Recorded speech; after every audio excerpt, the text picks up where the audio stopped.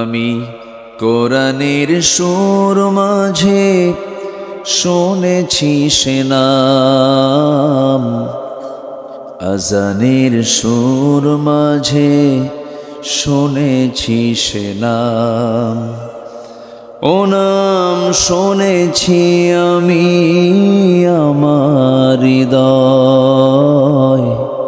হে রাসূল নবীজি তোমায়, হে রাসূল নবীজি তোমায়। আউযু বিল্লাহি মিনাশ শাইতানির রাজীম।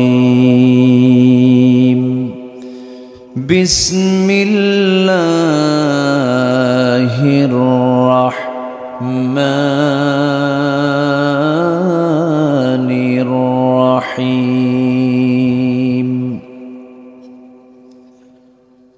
সাব্বাহা লিল্লাহি মা ফিস সামাওয়াতি ওয়া মা ফিল আরদি ওয়া হুয়াল আজিজুল হাকীম।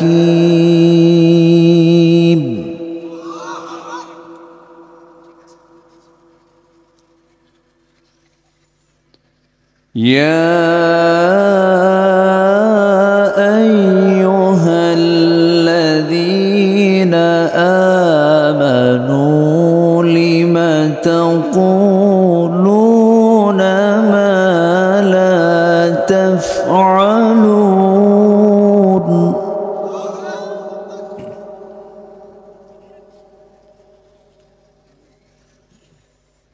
كبر مقتا عند الله أن تقولوا ما لا تفعلون.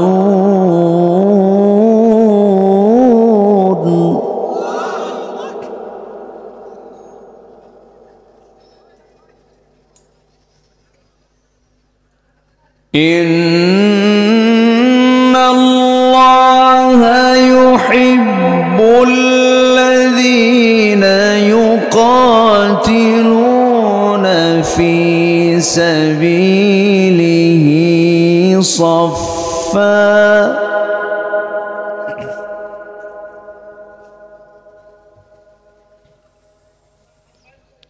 في سبيله صفا كأنهم بنيان مرصوص.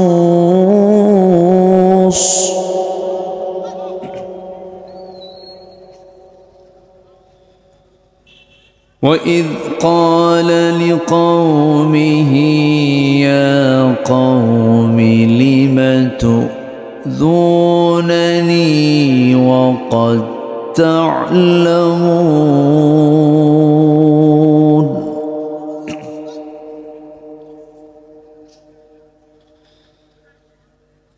وقد تعلمون أني رسول الله إليكم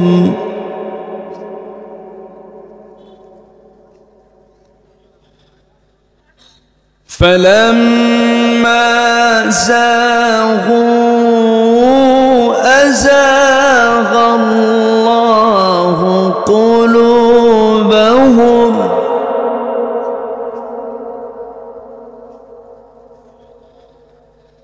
والله لا يهدي القوم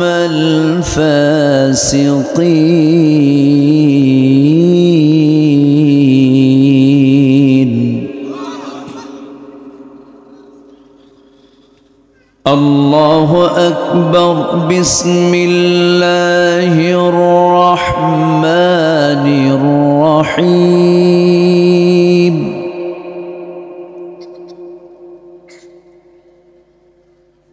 إن الله وملائكته يصلون على النبي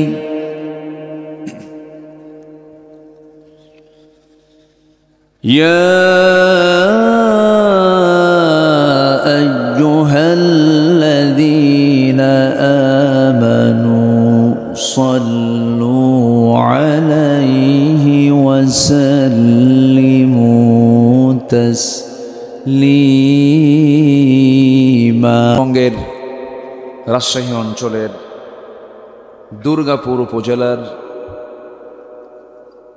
বাগলপাড়া গভর্নমেন্ট স্কুল মাঠে অনুষ্ঠিত দশম বার্ষিকী তাফসীরুল কোরআন মাহফিল 2025 দুদিনব্যাপী মহৎ আয়োজনের সমাপনী দিবসের সম্মানিত সুযোগ্য সভাপতি জনাব আখতারুজ্জামান রেজা তালুকদার মহোদয়, আজকের মাহফিলের বরেণ্য অতিথি বরেণ্য সভাপতি জনাব মাওলানা কামারুজ্জামান, আমার পূর্বে কথা বলেছেন নন্দিতা আলেমী দ্বীন জনাব মাওলানা রেজাউল করিম উজ্জ্বল সাহেব, আজকের এই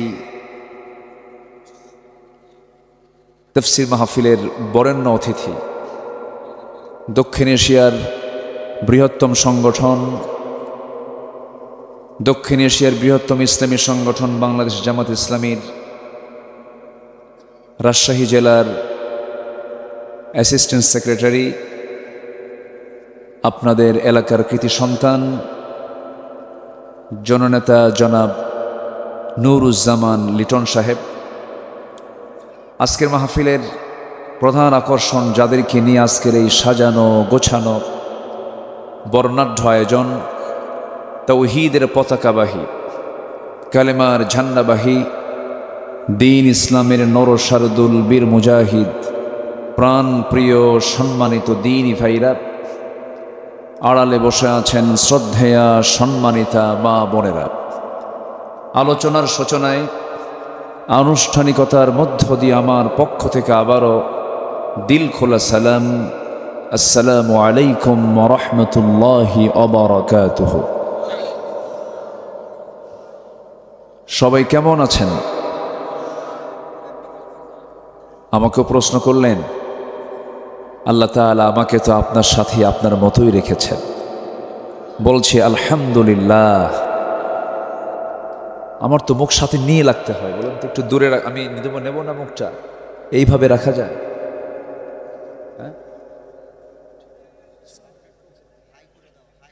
না, সাউন্ড হাই না, এটা তো নিতে পারে না, একটু চেষ্টা করেন। জি, সম্মানিত হাজিরিন,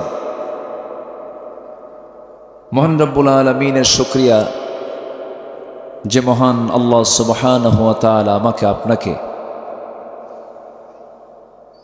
অসংখ্য লোকের মাঝ থেকে বাছাই করে এমন সুন্দর একটা আয়োজনে, সুন্দর একটি পরিবেশে,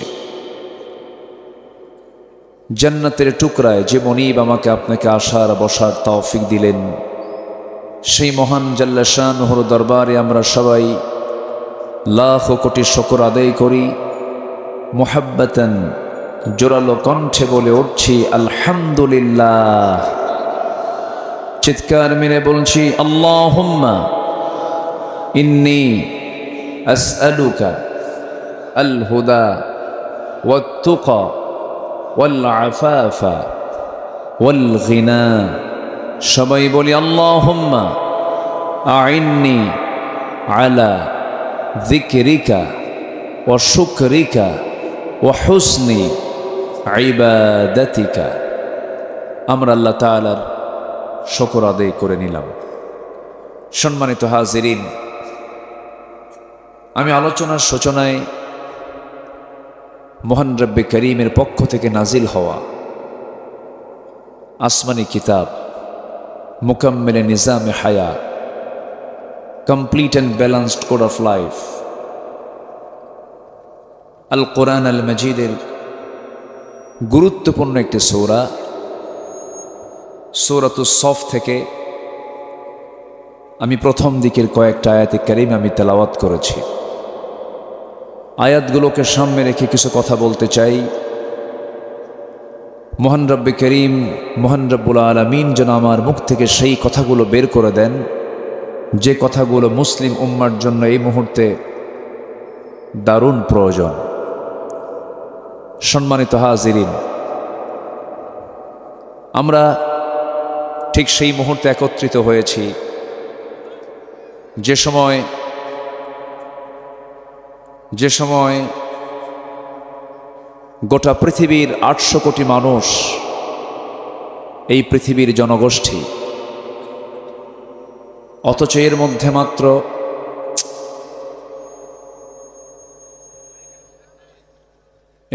মাত্র 1 কোটি সামথিং, যাই হোক,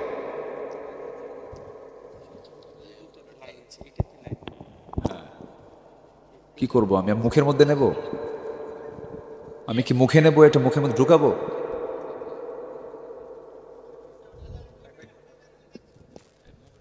না, থাক থাক।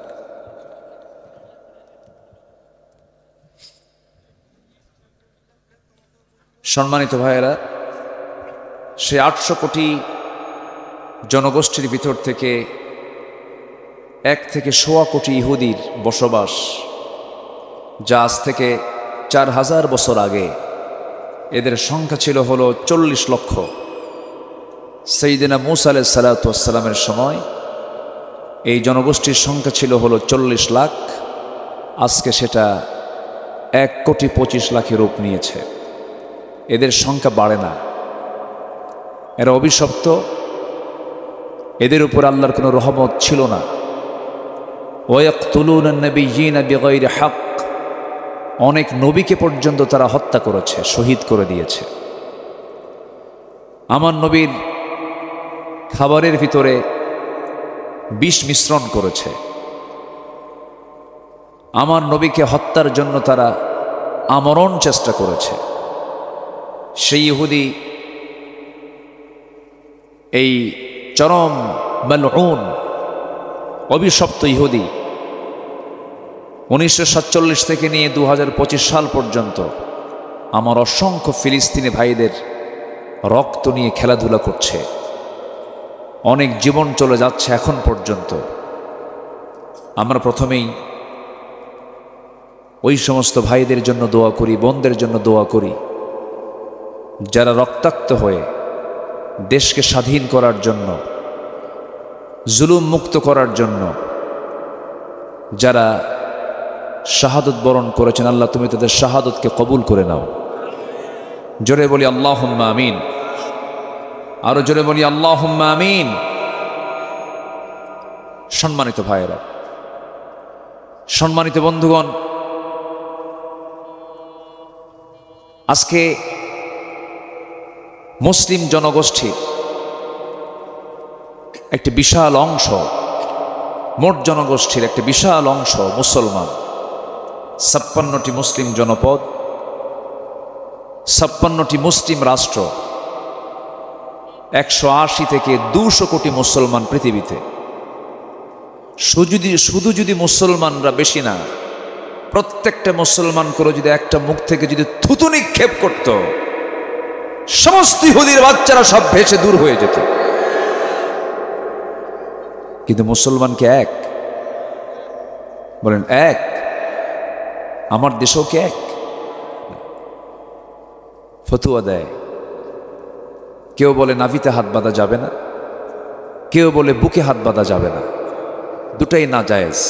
সলিমুদ্দিনী এখন নামাজে দাঁড়ায় চিন্তা করে এখন হাতটা বাঁধি কোথায়, জায়গা না পেয়ে আল্লাহু আকবার কপালে। কোথায় নিছে? কপালে। ফতুয়ার ফলাফল যদি এমন হয় ভ্রাতৃত্ব নষ্ট করে দেয়, ওই সমস্ত ফিতনা থেকে আমাকে আপনাকে বাঁচতে হবে।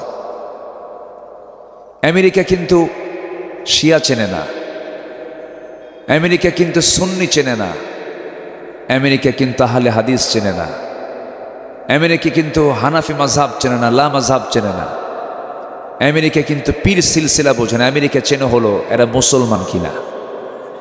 কিন্তু আমরা মুসলমান বলতে লজ্জা পায়। আমরা নিজেদেরকে পরিচয় দিতে মুসলমান বলার সাহস পাই না। অথচ কোরআনকে প্রশ্ন করুন, কোরআন তুমি বলো কার কথা এবং কাজ সবচেয়ে উত্তম? আল্লাহ রাব্বুল আলামিন বলেন, ومن أحسن قولا ممن دعا إلى الله وعمل صالحا وقال إنني من المسلمين। তার কথার চাইতে উত্তম কথা কার হতে পারে যে মানুষকে আল্লাহর দিকে ডাকে এবং নিজে নেক আমল করে এবং নিজে পরিচয় দিতে নিয়ে সে বলে আমি একজন সত্যিকারের মুসলমান। আমাদের পরিচয় কি আমরা বলেন তো? আমরা কি বলেন? মুসলমান। এই পরিচয়ের চাইতে বড় পরিচয় আর কারো হতে পারে না, আর কিছু হতে পারে না। আদম আলাইহিস সালাতু ওয়াস সালাম কি ছিলেন? জোরে বলেন, জোরে বলেন। নূহ আলাইহিস সালাতু ওয়াস সালাম কি ছিলেন? ইব্রাহিম আলাইহিস সালাতু ওয়াস সালাম কি ছিলেন? মূসা আলাইহিস সালাতু ওয়াস সালাম কি ছিলেন? ঈসা আলাইহিস সালাতু ওয়াস সালাম কি ছিলেন? আমার নবী মুহাম্মদ সাল্লাল্লাহু, তিনি কি ছিলেন? আমরাও কি? আমাদের কালিমা কয়টা? তাহলে এত মত পার্থক্য কেন? প্রশ্ন তো এই জায়গায়।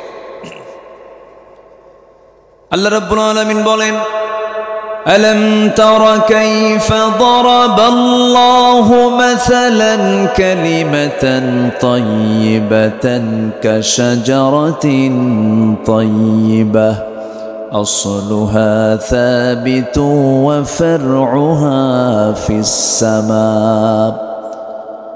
কালিমা তাইয়্যিবা হলো একটি মজবুত বৃক্ষের মতো যার শিকড়গুলো অনেক সুদূর পর্যন্ত বিস্তৃত এবং তার ডালপালা সুদূর আকাশ পর্যন্ত বিস্তৃত। আমার বন্ধুগণ, সেই কালিমার ঝান্ডার তলে যদি আমরা সবাই যদি অটুট বন্ধনে, ভ্রাতৃত্বের বন্ধনে যদি আবদ্ধ হতে পারতাম, যাদের মধ্যে ঐক্য থাকবে, তাকওয়া থাকবে, সাহায্য কার আসবে? আসতে বলবেন না, সাহায্য কার আসবে? আল্লাহ রাব্বুল আলামিন নিজেই ওয়াদা করছেন, وعد الله الذين آمنوا منكم وعملوا الصالحات ليستخلفنهم في الأرض। আল্লাহ ওয়াদা করছেন যারা ঈমান আনবে এবং নেক আমল করবে, আমি আল্লাহ নিজে ওয়াদা করলাম আমি তাদের হাতে অবশ্যই খেলাফতি দিয়ে দেব। জোরে বলি সুবহানাল্লাহ। সম্মানিত ভাইয়েরা, কিন্তু আমলে ইমানি চেতনায় মুসলমান কি সবল না দুর্বল? এই দেশের মানুষ বেশি নামাজ পড়ে না বেশি বিড়ি খায়? ভালো করে কম। বেশি নামাজ পড়ে না বেশি বিড়ি খায়? হ্যাঁ, বিড়ি খাওয়ার দোয়া কর। দোয়া আছে, যে কাজের দোয়াই নাই সেই কাজে আমরা ব্যস্ত। রমজানটা আল্লাহ পাক দিলেন বদভ্যাস দূর করার জন্য। সারাদিন রোজা, মাশাআল্লাহ, খায় না, সারাদিন না খেয়ে দিনগুলো চায়। ইফতার করা মাত্রই চাচার মাথায় কোন যেন একটা প্যাঁচ মারে। হ্যাঁ, চাচা আর মাথা ঠিক করতে পারে না। ত্রিমোহনী চৌমোহনী রাস্তার মাথায় আঁকাবাঁকা এরকম মোড়ে কিছু দোকান থাকে, ওই দোকানগুলো হচ্ছে গিবতের আড্ডাখানা। আমি কি ভুল বলছি? গিবতের আড্ডাখানায় বসে গেল, গিবত শুরু হয়ে গেল। রোজা রাখছে সারাদিন, ভালোই ছিল, গিবত করে আবার বলে সারাদিন তো খাই নাই, কাজা সহ আদায় করে দে বিড়ি। বলেন তো আসে না নাই? আসে না নাই? যে রোজা আপনাকে গিবত ছাড়ায় না, যে রোজা আপনাকে বদভ্যাস ছাড়ায় না, সে রোজা রাখার কোনো প্রয়োজন নেই। বলেছেন মুহাম্মদ সাল্লাল্লাহু। রোজা কি শুধু রমজান মাসে না প্রত্যেক মাসেই আছে? বলেন বলেন বলেন বলেন। প্রত্যেক সপ্তাহেও আছে না নাই? প্রত্যেক সপ্তাহে কি বার? মাশাআল্লাহ, তুমি রোজা রাখো নাকি? এই ছেলের উত্তর দিল, দেখছেন? ছোট্ট বাচ্চা, অবশ্যই আদর্শের একটা পরিবার মনে হয় আছে এর সাথে। হ্যাঁ, ছোট্ট বাচ্চা উত্তরটা দিয়েছে। জি, কে এটা? নানির বাড়িতে আসছে, মাশাআল্লাহ। সোমবার বৃহস্পতিবার রোজা রাখা সুন্নাহ। ও বললো কেমনে জানেন? অবশ্যই এটার পারিবারিক শিক্ষা আছে না নেই বলেন তো? আচ্ছা, এটা বিশাল ব্যাপার। এটা এই ছোট্ট বয়সে উত্তর দেওয়া। সম্মানিত ভাই, এটা আবার কি শুরু হলো? এটা ওই দিক তাকায়েন না, ওই দিক তাকালে তো আমি ওয়াজ করতে পারবো না। ও যা করে করুক, আমার দিকে তাকান। ও আপনাকে দেখছে, আপনি ঠিক মতো শুনতেছেন কিনা। আপনি যদি ওই দিকে তাকান তাহলে তো আপনি ঠিক মতো শুনতেছেন না। ও তো কিরামন কাতিবিন হয়ে দেখতেছে সবকিছু। আমার দিকে তাকান এখন। তাহলে এতক্ষণের কথায় যে বিষয়টা আমি বোঝাতে চাচ্ছিলাম সেটা হলো, সংখ্যা ঠিক আছে মুসলমানের, দেশের সংখ্যাও কম নাই। 1/4, প্রতি 4 জন 1 জন করে মুসলমান গোটা পৃথিবীতে। প্রাকৃতিক সম্পদ, খনিজ সম্পদ, সব দিক থেকে মুসলমান কোনো অংশে কম না। 1 নম্বর ধনীর তালিকা তাও মুসলমান। তাহলে এত কিছু হওয়ার পরেও মুসলমানরা আজকে অত্যাচারিত, মজলুম, জুলুমের শিকার হচ্ছে। কেন? কি জন্য? এর কারণটা কি? মূল কারণটা কি? মূল কারণ হচ্ছে, আমি যতটুকু বুঝতে পেরেছি সেটা হচ্ছে 2টা কারণ। 1 নম্বর হলো, আমরা ভ্রাতৃত্বের বন্ধনকে ছিন্ন করে ফেলেছি। ভ্রাতৃত্বের বন্ধন নেই বললেই চলে। আমাদের চোখে পানি নাই, আমরা মার্ডার করি, আমরা খুন করে ফেলি, হাসতে হাসতে গুলি করে হত্যা করি। আমাদের মধ্যে মায়া দয়া কাজ করে না, আমাদের মধ্যে কোনো ভ্রাতৃত্বের কোনো গন্ধ নেই, মোহাব্বত নেই, উদারতা নেই, ক্ষমা করে দেওয়ার মানসিকতা নেই।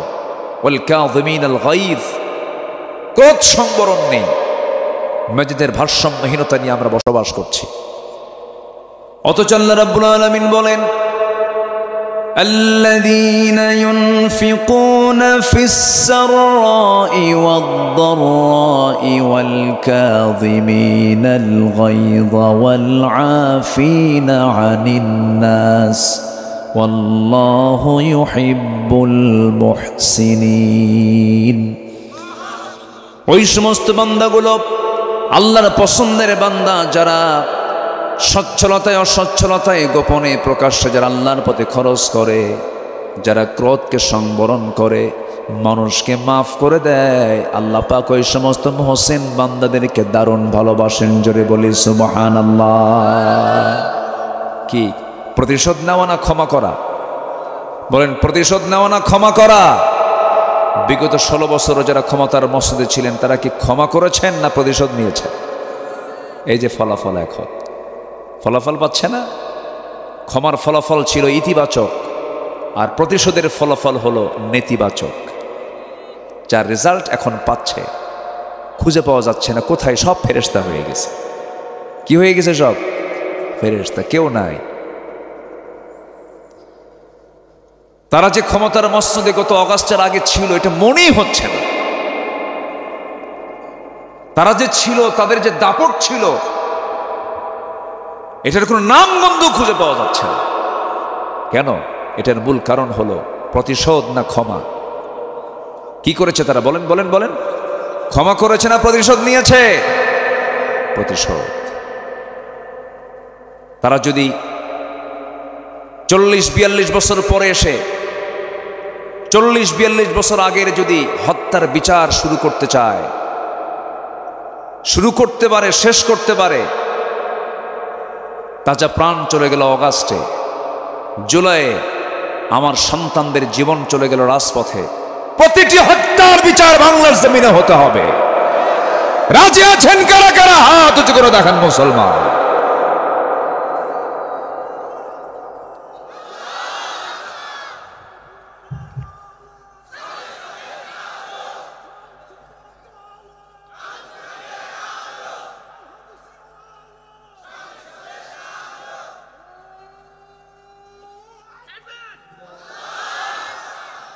আল্লাহ কবুল করুন। জোরে বলি আমিন, আরো জোরে আমিন। হত্যার বিচার নিয়ে কথা কোরআনে আছে না নাই? কুতিবা আলাইকুমুস সিয়াম, ঠিক একই স্টাইলে কুতিবা আলাইকুমুল কিসাস। শুধু সিয়ামকে মানবেন, কিসাসকে মানবেন না, হবে না। কত জুলুম করেছে তারা। আমার আপনার টাকায় 16 বছরে গড়ে উঠেছে কয়েক হাজার কোটি টাকার মূর্তি। কারো বাবার টাকা নয় এগুলো। 6 অগাস্টে ভেঙ্গে চুরমার। ডক্টর মোহাম্মদ ইউনূসকে বলা হলো এই ব্যাপারে আপনার প্রতিক্রিয়া কি? মূর্তিগুলো যে ভাঙতেছে, উনি মুস্কি হাসি মেরে বললেন, এটা আমারে কন কেন, যার মূর্তি ভাঙ্গে তার বেটিরে কন।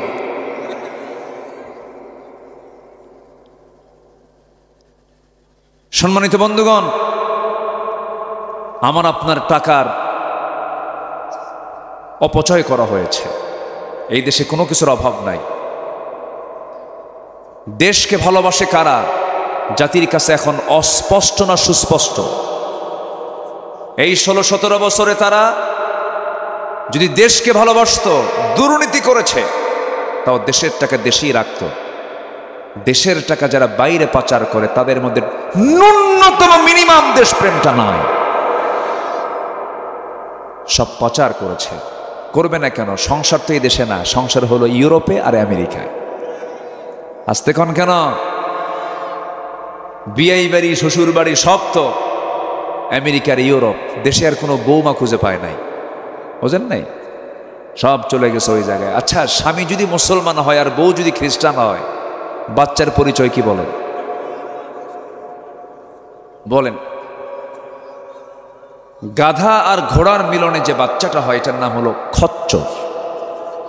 খচ্চরদের কোনো নেতৃত্বে বাংলার জমিন আমরা বাস্তবায়ন হতে দেব না কোনোদিন, ঠিক কিনা? শাহজালালের বাংলাদেশ এটা, শাহ মাকদুমের বাংলাদেশ, খানজাহানের বাংলাদেশ, শাহ সুলতানের বাংলাদেশ। এই বাংলাদেশে পশ্চিমারা ধ্বজাধরি নাস্তিক মুরতাদদের কোন নেতৃত্ব কর্তৃত্ব বাংলার জমিনে আর ফেরত আসবে না। আগামীর দেশ হবে কোরআনের বাংলাদেশ। আগামীর দেশ আমরা দেখতে চাই ইসলামের বাংলাদেশ। কেউ চালিয়েছে 16 বছর, কেউ চালিয়েছে 25 বছর, কেউ চালিয়েছে 9 বছর, কেয়ারটেকার গভর্নমেন্টে কয়েক বছর। সব দেখা শেষ। আমরা আগামীতে দেখতে চাই ওহির বাংলাদেশ, কোরআনের বাংলাদেশ। আগামীর সরকার দেখতে চাই আমরা নামাজের সরকার। রাজি আছেন কারা কারা? হাত উঁচু করে আবারও দেখান মুসলমান।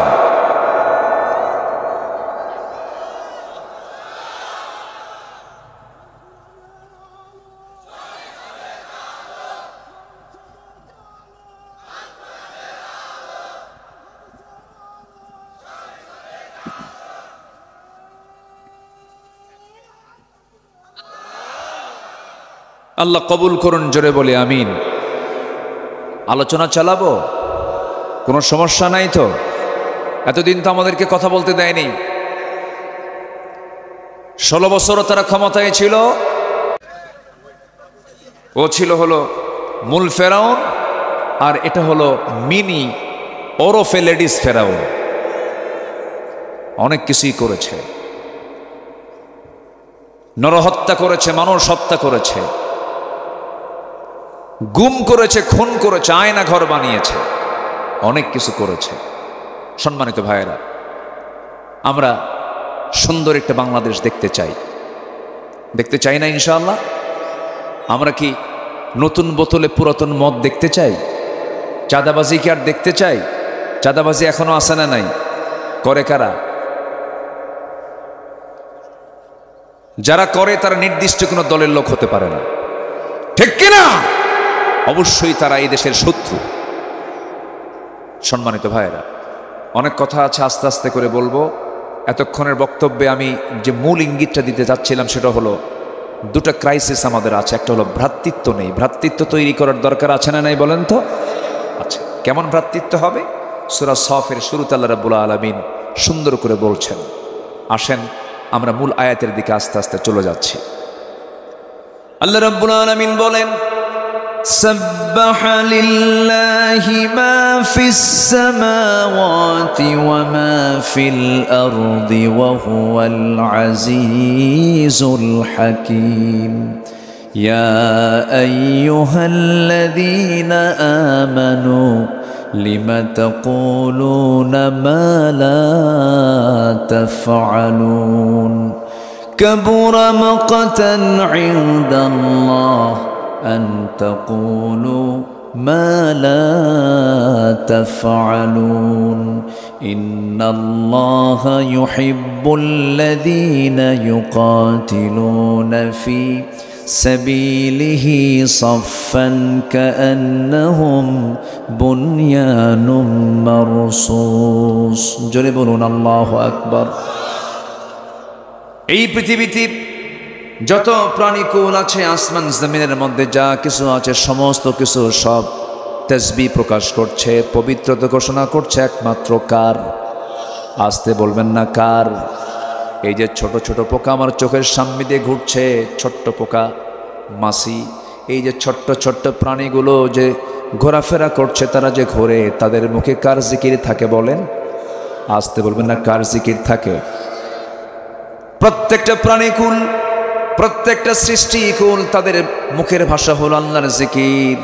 আল্লাহ রাব্বুল আলামিন সুন্দর করে বুঝাই দিচ্ছেন বান্দাকে, ওয়ালাকিন লা তাফকাহুনা তাসবিহাহুম, তাদের ভাষা তোমরা বোঝো না, তাদের জিকির তোমরা বোঝো না। প্রত্যেকটি সৃষ্টির মুখে আল্লাহর জিকিরটা থেকে যায়, তবে শুধু বান্দার মুখে, কিছু কিছু বান্দার মুখে থাকে না।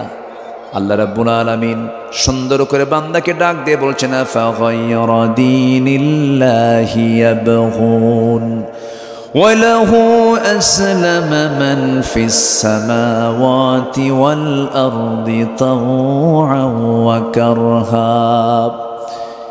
আসমান এবং জমিনের ভিতরে যত সৃষ্টি আছে সব আল্লাহর সামনে তারা আত্মসমর্পণ করছে, সারেন্ডার করছে। কিন্তু বান্দার মধ্যে কিছু সমস্যা আছে না নাই বলেন? আসতে বলবেন না আছে না নাই? ইন্নাল ইনসানা লাকাফুর, নিঃসন্দেহে মানুষ হলো অতিশয় অকৃতজ্ঞ। মানুষের মুখে কোন আল্লাহর জিকির থাকে না। কিছু কিছু বান্দা আছে আল্লাহর নাম নিতেও লজ্জা করে। আছে না নাই? আছে না নাই? আছে না নাই? আছে। আল্লাহর বিরুদ্ধে কথা বলে। আমার দেশে বহু মুসলমান আছে,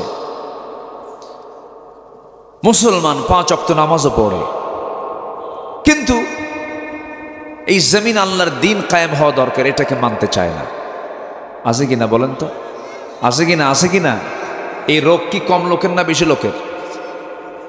মুসলমান নামাজও পড়ে, রোজাও রাখে, কিন্তু আল্লাহর জমিন আল্লাহর দিন কায়েম হোক এটা চায় না। এই রোগ কি কম লোকের না বেশি লোকের? ঠিক আছে, আমি জি আলহামদুলিল্লাহ। সবাই চিনেন তো ওনাকে না? আলহামদুলিল্লাহ, আমরা তার জন্য দোয়া করি। আল্লাহ ভাইজানের সকল খেদমতকে কবুল করুন। জোরে বলি আল্লাহুম্মা আমিন। বসে আছেন তো না? আপনিও চলে যাবেন? আচ্ছা, আপনি বসেন। মাশাআল্লাহ। এই চেয়ারটা ফাঁকা থাকবে? হ্যাঁ, এটাও পূরণ করেন। জি, বসে পড়েন। সামনের কাতার পূরণ করুন, কাতার সোজা করুন। বসে পড়ুন। জি, আমার দিকে তাকান। এই পৃথিবীর সকল প্রাণীগুলো জিকির করে কার? আসতে বলবেন, জিকির করে কার? কোনো সন্দেহ আছে নাকি? সকল প্রাণী আল্লাহর জিকির করছে, কোনো সন্দেহ নাই। আল্লাহু আকবার। আমার আপনার মিস হতে পারে, কিন্তু অন্য কোনো প্রাণীর জিকির করতে কোনো মিস নেই। সকল প্রাণী আল্লাহর জিকির করে। যেখানেই যান না কেন সকল মাখলুকের মুখ থেকে বের হয়ে যায় লা ইলাহা ইল্লাল্লাহ, লা ইলাহা ইল্লাল্লাহ, সুবহানাল্লাহ ওয়ালহামদুলিল্লাহ, লা ইলাহা, আরো জোরে লা ইলাহা,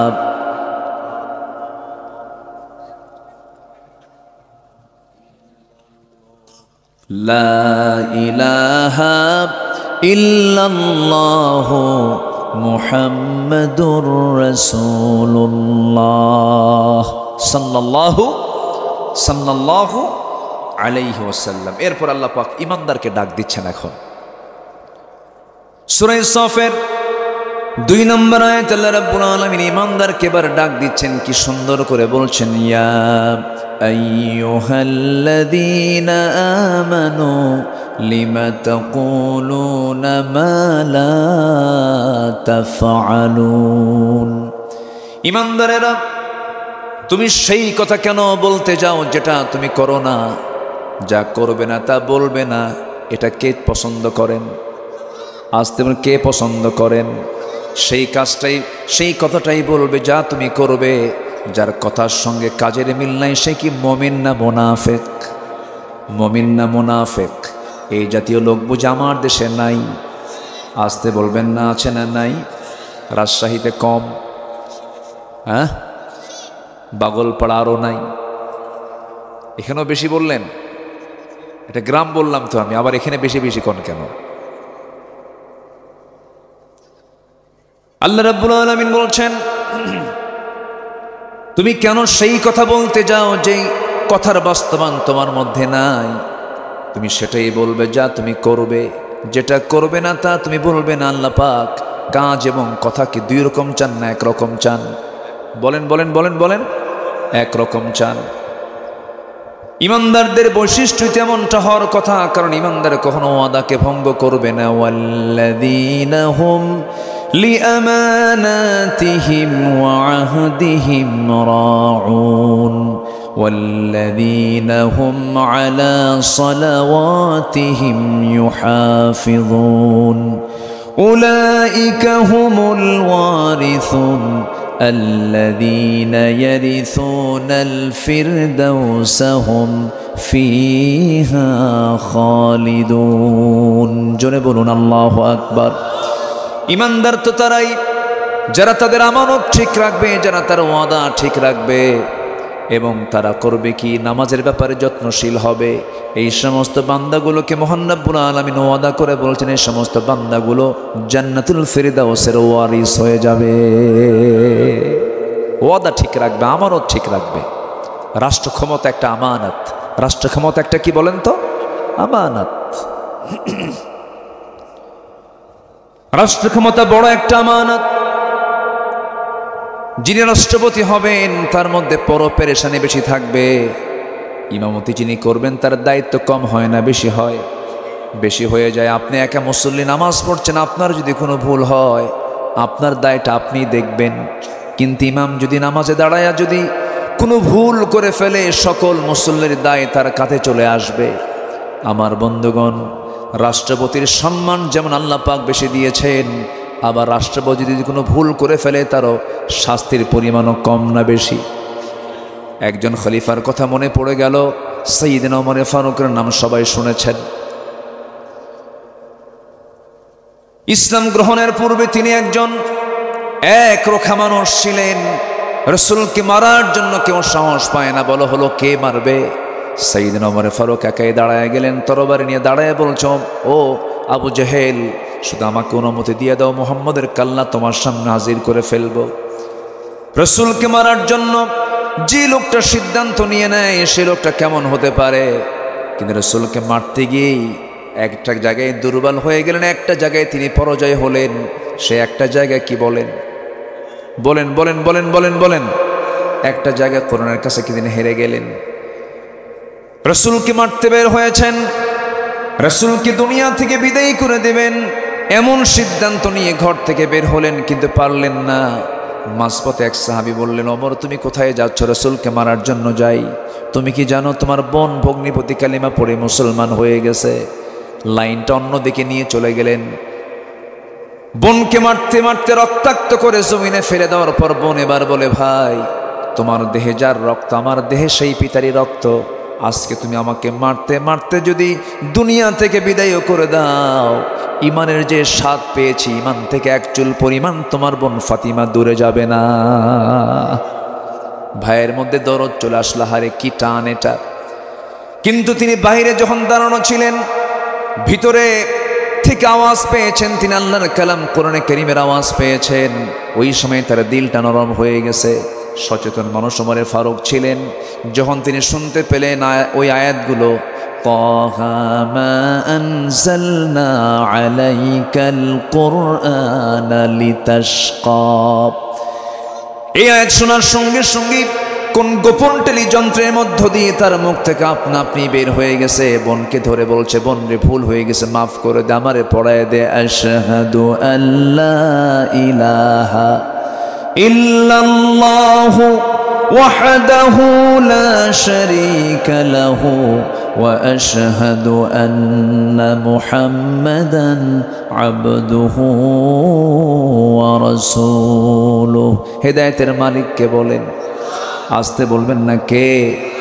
আরে সেই ওমর এত শ্রেষ্ঠ মানুষ হয়ে গেলেন, রাষ্ট্র ক্ষমতায় যেদিন তিনি দায়িত্ব নিয়েছেন সেই দায়িত্ব পাওয়ার পর দায়িত্বের দিন থেকে শুরু করে নিয়ে মৃত্যুর দিন পর্যন্ত ওমরে ফারুক একটা রাতের জন্য তার পিঠটা বিছানায় লাগাতে দেন নাই।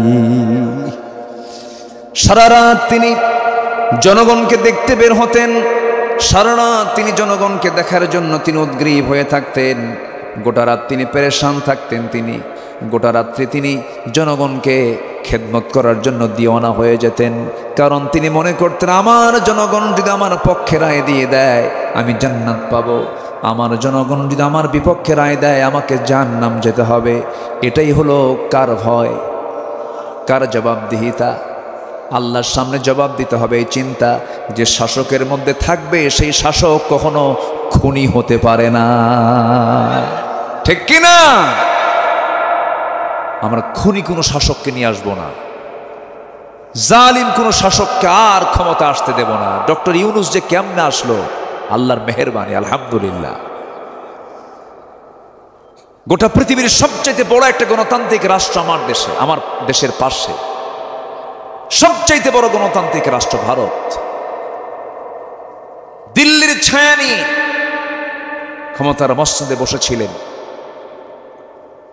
সেই জায়গায় ডক্টর মোহাম্মদ ইউনূস সেই বিপদে আসছেন। আমার বিপদে পড়লে কোন দোয়া কই? কোন দোয়া বলেন তো, কোন দোয়া? আমার দেশের এখন সরকার প্রধানের নামও কি? ইউনূস। বিপদে পড়লেও বিপদে আসছে ওকে ইউনূস। আল্লাহ একদম জায়গা মতো পাঠায় দিছে। আমি আমার বুদ্ধি বয়সে কোন রমজান মাসে দেখি নাই পেঁয়াজের দাম 30 টাকা ছিল। কি পিছনে কি? হ্যাঁ, ও পিছনে গ্যারেজ না? আচ্ছা, একটু কথা বলা যাবে না? আপনার অত্যন্ত শান্ত মনের মানুষ, আমি খুবই আনন্দ পাচ্ছি আপনাকে পেয়ে। আলহামদুলিল্লাহ, জোরে বলি আলহামদুলিল্লাহ। খুবই আনন্দ পাচ্ছি। আমাকে সময় দিচ্ছেন তো সবাই ইনশাআল্লাহ? কারো কোনো কষ্ট হচ্ছে না তো? জি। হ্যাঁ, ফজর পর্যন্তই কন, আবার কম বলেন কেন? যা আছে কপালে জানাজা সহ নয় হবে, এই তো খুব ভালো। আল্লাহ আপনাদের এই আগ্রহকে কবুল করুন, জোরে বলি আল্লাহুম্মা আমিন। সম্মানিত ভাইয়েরা, রমজান মাসে 30 টাকা কেজি পেঁয়াজ অকল্পনীয়। গত রমজানে ছিল হলো 150 টাকা, এবার হলো 30 টাকা। বিমান ভাড়া কি অস্ত শেষই হয়ে গেল। হ্যাঁ, কি হয়েছে? সাউন্ড খারাপ হচ্ছে। কোথায় কি হবে? আমি তো এই এরিয়ার মধ্যে আছি, আমি কি অন্য এরিয়া আছি? এই তো পাগল নাকি আল্লাহ ভালো জানে। কি করবেন আপনি? হ্যাঁ, কি করবেন? দেন দেন দেন দেন, অন্তত মুখে দিবেন না তোমারে। হ্যাঁ, ঠিক আছে, আচ্ছা যান।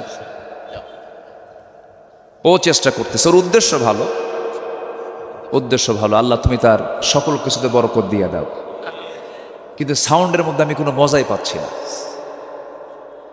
একটা সফট, একটা মিষ্টি মিষ্টি ভাববে খালি, মানে আমি সিন শব্দ উচ্চারণ করতেই পারি। সিন দেখেন না নিয়ে যায় কোন দিকে, বিকৃত হয়ে যাচ্ছে। সম্মানিত ভাইয়েরা, কি যেন, ও আচ্ছা, কি যেন বলতেছিলাম, ডক্টর ইউনূসের কথা বলছিলাম। পেঁয়াজ ও আদাসিহা ও বাসালিহা, বাসাল, হ্যাঁ। বিমান ভাড়া, যে বিমানের টিকিট গত বছর ছিল হলো 1.5 লক্ষ টাকা, সেই বিমান টিকিট এবছর 50,000 টাকা। কেন? কোন সিন্ডিকেট চলবে না। পাসপোর্ট দেখাও, টিকিট নাও, কোন সিন্ডিকেট করা যাবে না। বলেন ঠিক হতে পারে না দেশ? বলেন ঠিক হতে পারে না দেশ? অবশ্যই পারে, অবশ্যই দেশ ঠিক হয়ে যাবে। কেন হবে না? শুধুমাত্র কোরআনওয়ালাদের হাতে শুধু দেশটা দিয়ে দেন, কোরআনওয়ালাদের হাতে, যারা কোরআন চায়।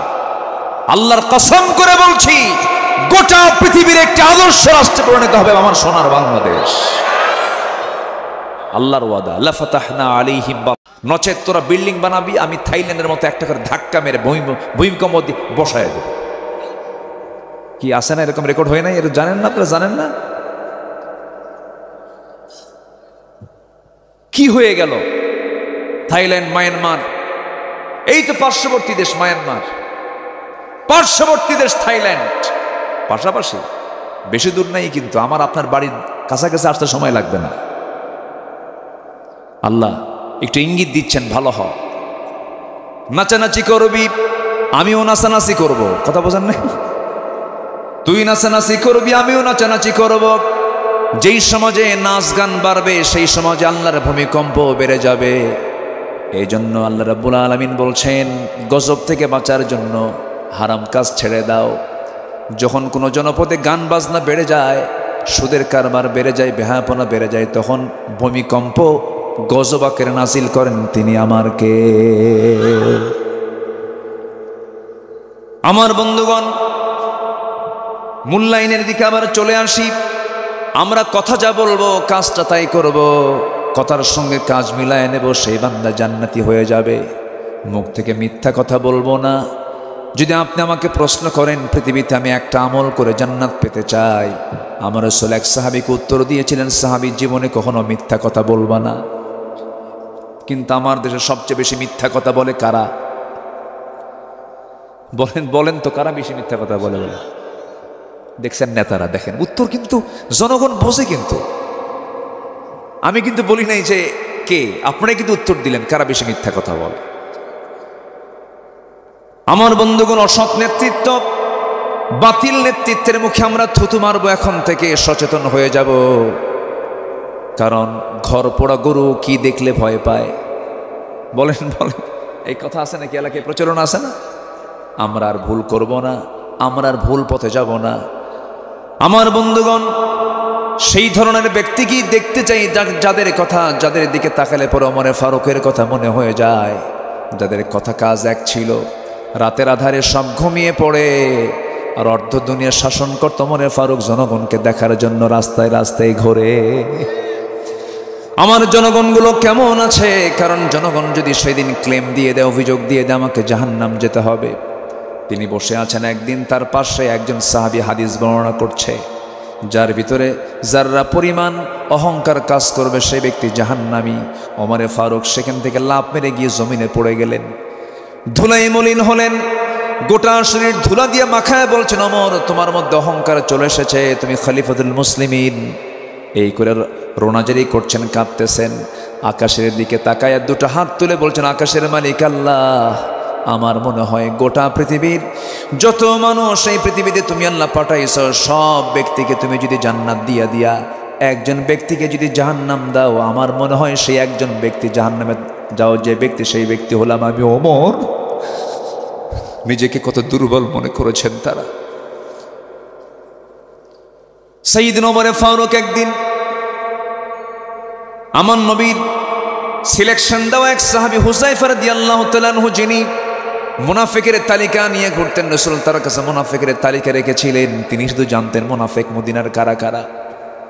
সেই সাহাবীর কাছে ওমর ফারুক একদিন কেঁদে কেঁদে বলছেন, ভাই হুযায়ফা, দেখো তো ওই মুনাফিকের তালিকায় আমি ওমর, আমার নামটা আছে নাকি? দেখো তো আমার নামটা আছে নাকি? হুযায়ফা কেঁদে কেঁদে বলেন, ভাই ওমর, আপনি কেমন করে এই কথা বলছেন? আপনার নাম যদি মুনাফিকের তালিকায় থেকে যায়, পৃথিবীর কোনো মানুষ তো ভালো থাকার কথা নয়, আপনার নাম কেন থাকবে? ওমর ফিল জান্নাহ, আবু বকর ফিল জান্নাহ, রাসূল বলে দিয়েছেন। সঙ্গে সঙ্গে ওমর বলছেন, ভাই রে, আমার মনে হয় আমার যে চরিত্র, আমার যে আচরণ, আমার যে ব্যবহার, আমার মনে হয় আমি মুনাফিক হয়ে গেছি।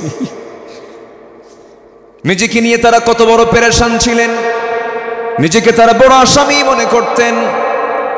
সাইয়েদনা ওমর ফারুক রাদিয়াল্লাহু তাআলা আনহু তাকওয়া কত মজবুত ছিল। ঘোড়া কিনতে গেছেন একদিন। কি কিনতে গেছেন বলেন? ঘোড়া কিনতে গেছে। এখন মানুষ হোন্ডা কিনতে যায়, আগের মানুষ কি কিনতে যেত? ঘোড়া কিনতে যেত। এখন তো ঘোড়ার প্রয়োজন হয় না, এখন হোন্ডার প্রয়োজন হয়। তখন ছিল নিত্য প্রয়োজন ঘোড়া। ঘোড়া কেনার জন্য বাজারে চলে গেছেন।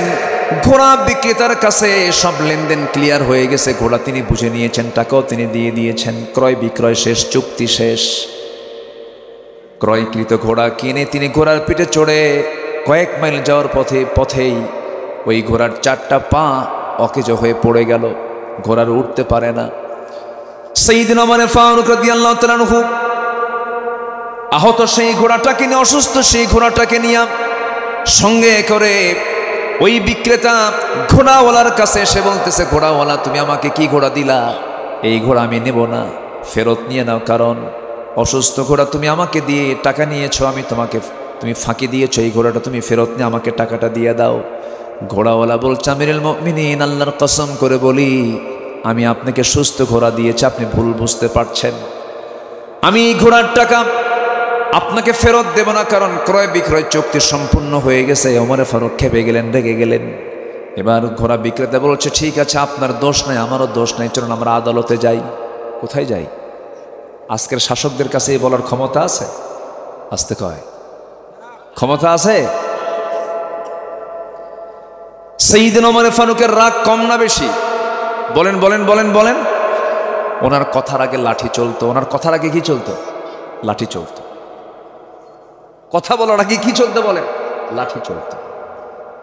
এই ওমর ফারুক রাদিয়াল্লাহু তাআলা আনহুর সামনে যখন সামান্য ঘোড়া বিক্রেতা যখন বলল, চলুন আমরা আদালতে যাব, আদালত রায় দেবে যেটা সেটাই আমরা মানব, ওমর ফারুক রাদিয়াল্লাহু আনহু মুস্কি হাসি মেরে বললেন, ঠিক আছে ঘোড়া বিক্রেতা চলো আদালতে চলে যাই। আঞ্চলিক একটা আদালত প্রাঙ্গণে চলে গেলেন। সে আদালতের জাস্টিস হচ্ছেন কাজী শুরাইহ ইবনুল হারিস আল কিন্দি রাহমাতুল্লাহি আলাইহি। তিনি সে আদালতের চেয়ারে বসা আছেন। ওমর ফারুক রাদিয়াল্লাহু আনহু যখন আদালতের প্রাঙ্গণের ভিতরে যখন চলে গেছেন, সামনে যখন চলে গেছেন, বিচারপতি তাকে দেখা মাত্রই দাঁড়ায় গেছেন, দাঁড়িয়ে বলছেন, আমিরুল মুমিনিন আপনি এই জায়গায় কেন, কি হয়েছে আপনার? ওমর ফারুক বলছেন, বিচারপতি তুমি যেখানে বসে আছো সেখানেই বসে থাকো, আমি ওমর, আমাকে দেখে বিচার করো না, সঠিক বিচারটা তুমি দিয়ে দাও। জোরে কোন সুবহানাল্লাহ। ব্যক্তির চেহারা দেখে বিচার না আইন দেখে বিচার? আর আমার দেশে বিচার হয়েছে আজ পর্যন্ত কি দেখে? চেহারা দেখে। লিমা তাকুলুনা মা লা তাফআলুন, তুমি যা বলো তা কেন করো না, আবার সেটা কেন করো যা তুমি বলো না। আমার বন্ধুগণ, ওমর ফারুক রাদিয়াল্লাহু তাআলা আনহু সামনে দাঁড়ায় গেলেন। ঘোড়া বিক্রেতা বিচারপতির সামনে অভিযোগ দিয়ে দিলেন, অভিযোগটা তিনি শুনলেন, ওমর ফারুকের কথাও তিনি শুনলেন। বিচারপতি এই দুজনের কথা শোনার পরে এবার বলছেন, আমিরুল মুমিনিন আল্লাহর কসম করে বলি বিচার করতে নিয়ে কোনো ব্যক্তি দেখি না, আমি আল্লাহকে দেখি। ইয়া আমিরুল মুমিনিন, আজকে আমি বিচারে বসেছি, আমি আপনাকে দেখি বিচার করছি না, তবে ফলাফল যেটা যাচ্ছে সেটা আপনার বিরুদ্ধেই চলে যাচ্ছে। কারণ ঘোড়া আপনি কিনেছেন, বুঝে শুনে কিনেছেন, টাকা দিয়েছেন, সুস্থ ঘোড়া পেয়েছেন। আপনি ওমর ফারুক আমার সামনে কিনে আছেন, সুস্থভাবে যে আপনি বাড়ি পর্যন্ত ফিরবেন তার কি কোনো গ্যারান্টি আছে নাকি? নাই। মানুষ যে কোনো মুহূর্তে অসুস্থ হতে পারে, যেটা প্রাণী সেও যে কোনো সময় অসুস্থ হতে পারে। সুস্থ ঘোড়া আপনি কিনে নিয়েছেন, বুঝে পেয়েছেন, আপনার মালিকানা যাওয়ার পর অসুস্থ হয়ে পড়েছে, কোনো ক্রমেই ঘোড়া বিক্রেতা আপনাকে টাকা ফেরত দেবে না। আপনি অসুস্থ হয়েছে, আপনার মালিকানায় চলে যাওয়ার পরে অসুস্থ ঘোড়ার মালিক আপনি এখন অসুস্থ ঘোড়া নিয়ে বাড়ি চলে যান। সুবহানাল্লাহ বলবেন না? সাইয়েদনা ওমর ফারুক রাদিয়াল্লাহু তাআলা আনহু মুস্কি হাসি মেরে আদালত প্রাঙ্গণ ত্যাগ করলেন, সোজা বাড়িতে চলে গেলেন। পরের দিন সকালবেলা তিনি মন্ত্রী বৈঠকে বসলেন, মাজলিস শুরার বৈঠকে বসলেন, পরামর্শ সভার বৈঠকে বসে সবাইকে লক্ষ্য করে বললেন, আমি একজন বিচারপতি পেয়েছি গতকালকে, যে বিচারপতি কোনো ব্যক্তিকে দেখে বিচার করে না, সে আইন দেখে বিচার করে। সেই কাজী শুরাইহকে আঞ্চলিক বিচারপতি না বানায়া তার সাহসিকতার কারণে আমার বিরুদ্ধে সে রায় দেওয়ার সাহস পেয়েছে, তাকে চিফ জাস্টিসের পদে আমি তাকে বসায়া দিলাম। জোরে কোন সুবহানাল্লাহ। খলিফার বিরুদ্ধে রায় দিলে পরে তার প্রমোশন হয়, আর আমার দেশের কোনো বিচারপতি যদি রাষ্ট্রের বিরুদ্ধে একটু যায়, পাগলা বানায়া বাইরে পাঠায় দেয়। হ্যাঁ, এসকে সিনহা। হ্যাঁ, কথা বলবো কথা অনেক আছে। আমাকে সময় দিচ্ছেন তো? জোরে বলি ইনশাআল্লাহ। তাহলে ইমানদারের কথা আর কাজ হবে দুই না এক? দুই না এক? যে নেতৃত্বে কথা কাজের মিল নাই সেই নেতৃত্বের মুখে আমরা জুতা মারি, মানবো না ওগুলো, সব দেখা শেষ। দুই একজন করে চলে যাচ্ছেন না বলেই, এই যে কেউ চলে গেল একজন, যাচ্ছেন কি জরুরি কাজ? কোনো কাজ নাই, বসেন। গরম তো, গরমে থাকলে তো ঘামই চলে যায়, ও নিচ দিয়ে যাবে কখন? বসেন, একটু বসেন না। শীতকালে একটু সমস্যা হয়, শীতকালে সমস্যা, গরমে তো সুবিধা। জি একটু বসেন। এই যে বলতেছে তাও যাচ্ছে, একটু বসেন না। আল্লাহ তুমি কবুল করো, জোরে বলি আমিন। বলেন তো এই মুহূর্তে এর চাইতে শ্রেষ্ঠ বরকতময় জায়গার দ্বিতীয়টা আছে কোথাও? তো এই জায়গা আপনি ছাড়বেন কেন? আমরা দোয়া করে যাব, জোরে বলি ইনশাআল্লাহ। 3 নম্বর আয়াত এখন আসে। দুটো আয়াত কিন্তু আমি শেষ করেছি, এক রাত তো একটু একটু করে বলি, আমাকে শেষ করতে হচ্ছে। অনেক লম্বা লম্বা কথা ছিল, মুনাফিকদের বৈশিষ্ট্য কি হতে পারে, তারা কোন আচরণের হতে পারে, তাদের তবিয়ত কি, অনেক কথা ছিল।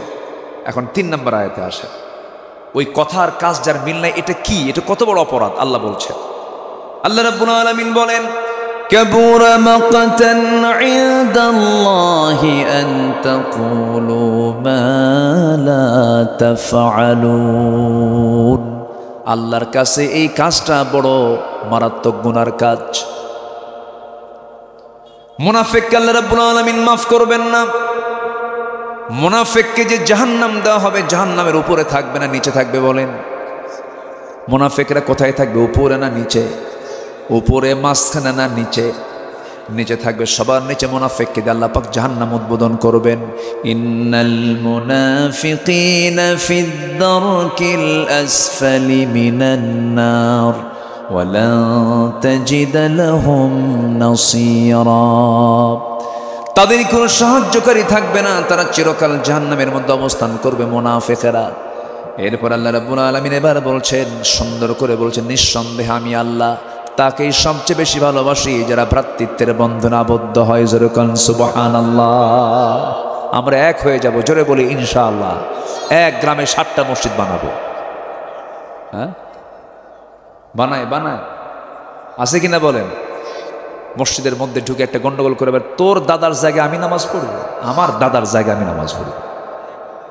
কি আছে না, আছে না নাই বলেন তো? এটা কি একতার লক্ষণ? মসজিদ বেশি দরকার না মুসল্লি বেশি দরকার? এখন আমার দেশে কি বেশি? লক্ষণ ভালো না তো, লক্ষণ খারাপ। মসজিদগুলোর চেহারা কি, ওরে বাপরে বাপ! শীতাতপ নিয়ন্ত্রিত, কার্পেটিং করা, টাইলস দিয়ে ঝলমল। ফজরের মুসল্লি 3 জন, ইমাম মুয়াজ্জিন খাদেম। আমি কি ভুল বলতেছি? ইমাম মুয়াজ্জিন খাদেমও থাকতো না যদি তার চাকরি না থাকতো। বাস্তব এটা। এবং মসজিদগুলো হয়ে গেছে এত কমার্শিয়াল, মানে এত রেডিমেড। মসজিদের দরজা 24 ঘন্টা খোলা থাকবে। আজান দেয়, নামাজ পড়ে, 10 মিনিটও যায় না বন্ধ। আমি কি ভুল বলতেছি? কেন বন্ধ থাকবে? মসজিদ ওপেন থাকবে। হয়তো বলবেন হুজুর ফ্যান যে চুরি করে। সমস্যা তো আমার দেশে মানুষ বেশি না চোর বেশি? মসজিদের মাইক নিয়ে চলে যাবে, আজান দিবি, আজান দিতে দেবো না, যা, মাইক নিয়ে চুরি করে চলে যাবে। ব্যাটারিও নেয়, কোথায় যাবে না, ঘড়িও নাই। দেখেন যে বলতেছে একজন, ঘড়িও। কি চিত্র আমার দেশে! মুসল্লি যায়, মুসল্লির টেনশন। জুতা হাতে নিয়ে যদি না যায় নামাজ হওয়াই মুশকিল। নতুন জুতা কিনছে, হয়তোবা 2000 টাকা দিয়ে জুতা কিনছে, এখন সেই জুতা যদি বাহিরে রেখে আসে নামাজ হবে? মহা টেনশন। জুতা সামনে রেখেও টেনশন। জুতা সামনে রাখে, রুকুতে যায়, ভাবে আমি তখন দেখি না, এখন এই মুহূর্তে যদি নিয়ে যায়। আমারই ঘটছে। আমি যাব 2015 সালে হজে। 2015 সালে হজে যাব। আমার ফ্লাইট রাত 3টায়। তা আমি বাইতুল মোকাররমের নিচতলা থেকে এক জোড়া জুতা কিনলাম। নিচতলা থেকে, বাইতুল মোকাররমের নিচে কিন্তু মার্কেট। এক জোড়া জুতা কিনে আমি এশার নামাজ পড়ার জন্য মসজিদে ঢুকছি। ওই মসজিদের যে পিলার আছে পিলারের কোনায় রেখে নামাজে দাঁড়ালাম। নামাজ শেষে দেখি জুতা নাই। কি কথা কি বুঝতেছেন? গত 20 দিন আগে, না রমজানের আগে, কোন এক জেলায়, জেলার নাম বলবো না কারণ রেকর্ড হয়তো, ওই জেলার লোক আবার বলবে হুজুর আমাদের জুতা চোর বানাইছে। আচ্ছা, কোন এক মাহফিল আলোচনা শেষ হলো আমার, মানুষ শুনলো, ওয়াজও শুনলো, চোখের পানি ফেললো, কাঁদলো। মাহফিল শেষ করে যাওয়ার সময় দেখি জুতা নাই। একজনকে বললাম ভাই জুতা কই আমার? হুজুর মোহাব্বত করে নিয়ে গেছে। বলে কোথায় যাবেন? আমরা ভালো হতে পারলাম না তো, চান্স পাইলেই সেরে দেই। আপনার যে জমি, ওই জমিতে আপনি যাওয়া আসা করেন। অনেক লোক আছে চাকরি করে জমিতে যাওয়া আসা করে না, যদি 3 বছর না যায় আইলি নাই। আমি কি ভুল বলতেছি বলেন? 3 বছর পর মাস্টার টিচার, উনি তার চাষাবাদ করেন, জমি যায় দেখে জমি জায়গা মতো নাই। দেখলাম এই জায়গায় এটা সোজা ছিল, এটা বাঁকা হয়ে ওইদিকে গেল কেমনে? কেন আপনার মা বাঁকাই? মনে হয় গেল দুর্গাপুরে নাই। আসতে বলবেন না, আছে না নাই? কথার কাজ কি এক হলো? এক হলো? এক হলো না। আপনি কি জানেন 1 বিঘত জায়গা যদি আপনি জবরদখল করেন, 7 তাবক আসমান জমিন আপনার পিঠে আল্লাহ পাক চাপায় দিবেন আসরের দিন। ভাবতেছেন শুধু জিকির করা বুজুর্গি? আপনার জমিতে অন্যের জমি ঢুকেছে, আপনার দায়িত্ব মাপ দিয়ে তাকে বের করে দেওয়া। আপনার যতটুকু আপনার ততটুকু নিয়ে থাকেন। বরং উল্টা আমিনকে ঘুষ দিয়া কয় খবরদার এটা বলবি না। আসে না নাই বলুন? আমি যা বলছি, যা বলতেছে সব কিন্তু বের করে দিচ্ছেন। রাগ করেন আর খুশি হন, যা করেন করেন। রাগ করতেছেন নাকি আপনারা? বনের সম্পত্তি দেয় না, আছে না? আছে কি না? অভিনয় করে ভাই, কথা কয় না। বোন আসে, কথা কয় না। ভাই কথা কও না কেন? কি কব, বিয়ে সাথে দিছে আব্বা, তাও জমি জমি জমি জমি জমি জমি, কি কথা বোঝেন নাই?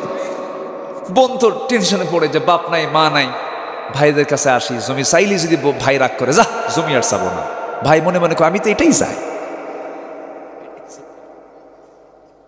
12 বছর চলে গেছে, ভাই জমি দেওয়ার কোনো চিন্তাই করে না। ওইদিকে উনি কপাল কালো বানাইছে কি দিয়া? কি দিয়া বলেন? সেজদা দিয়ে না ঘষে ঘষে। আবার ওই বনের সম্পত্তির জায়গার উপরে ধান লাগায়া, ভুট্টা লাগায়া, আলু লাগায়া, টাকাগুলো জমায়া জমায়া হজেও যায়, দান সদকা করে, মসজিদ মাদ্রাসা বানাচ্ছে, কিন্তু বোনের হক মেরে খেয়েছে। বোন একদিন বলে ফেললো, ভাইরে আমার হক আমাকে ফেরত দাও, আমাকে দিতেই হবে। এবার ভাই চিন্তায় পড়ে গেছে, না বোন তো শক্ত হয়ে গেছে, এবার পাম মারে। সুন্দর করে করে কি নাটোরের কাঁচাগোল্লা, নাকি নাটোরের কাঁচাগোল্লা, বগুড়ার দই, যশোরের খই, কুমিল্লার রসমালাই, সব কিছু হাজির করে। আপন জুয়েলার্স থেকে 1 পেটি স্বর্ণ, দুই ভরি স্বর্ণের চেন নিয়ে চলে আসে, জামদানি শাড়ি নিয়ে আসে, আস্তে করে সব কিছু নিয়ে এসে বোনকে খাওয়া দিয়া, বোনকে সুন্দর করে পাম্পট্টি দিয়ে পাশে বসায় বলে, বোন আমার রাগ কইরো না, অংশ নিলে কিন্তু ধ্বংস হয়। অংশ নিলে কি হয়? ধ্বংস হয়। এটা তো পাক্কা শয়তান না? কোনটা পাক্কা শয়তান না? যারা বনের সম্পত্তি মেরে খায় তারা জাহান্নামী। আসতে কোন কেন? বনের সম্পত্তি মেরে খাওয়া ভাই কি? জাহান্নাম। আছে না নাই? এরকম আছে না নাই? এগুলো করা যাবে? ওই সাইড থেকে কি বলেন? কি হয়েছে? কি বল?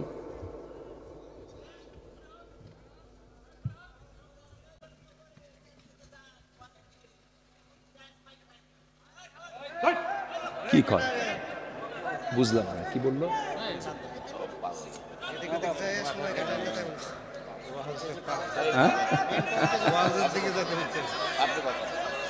আচ্ছা আচ্ছা, কোনো সমস্যা হচ্ছে আপনাদের?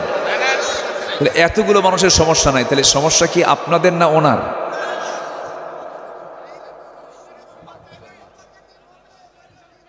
জি জি জি, আচ্ছা ঠিক আছে, আমার দিকে তাকান, বলি আলহামদুলিল্লাহ।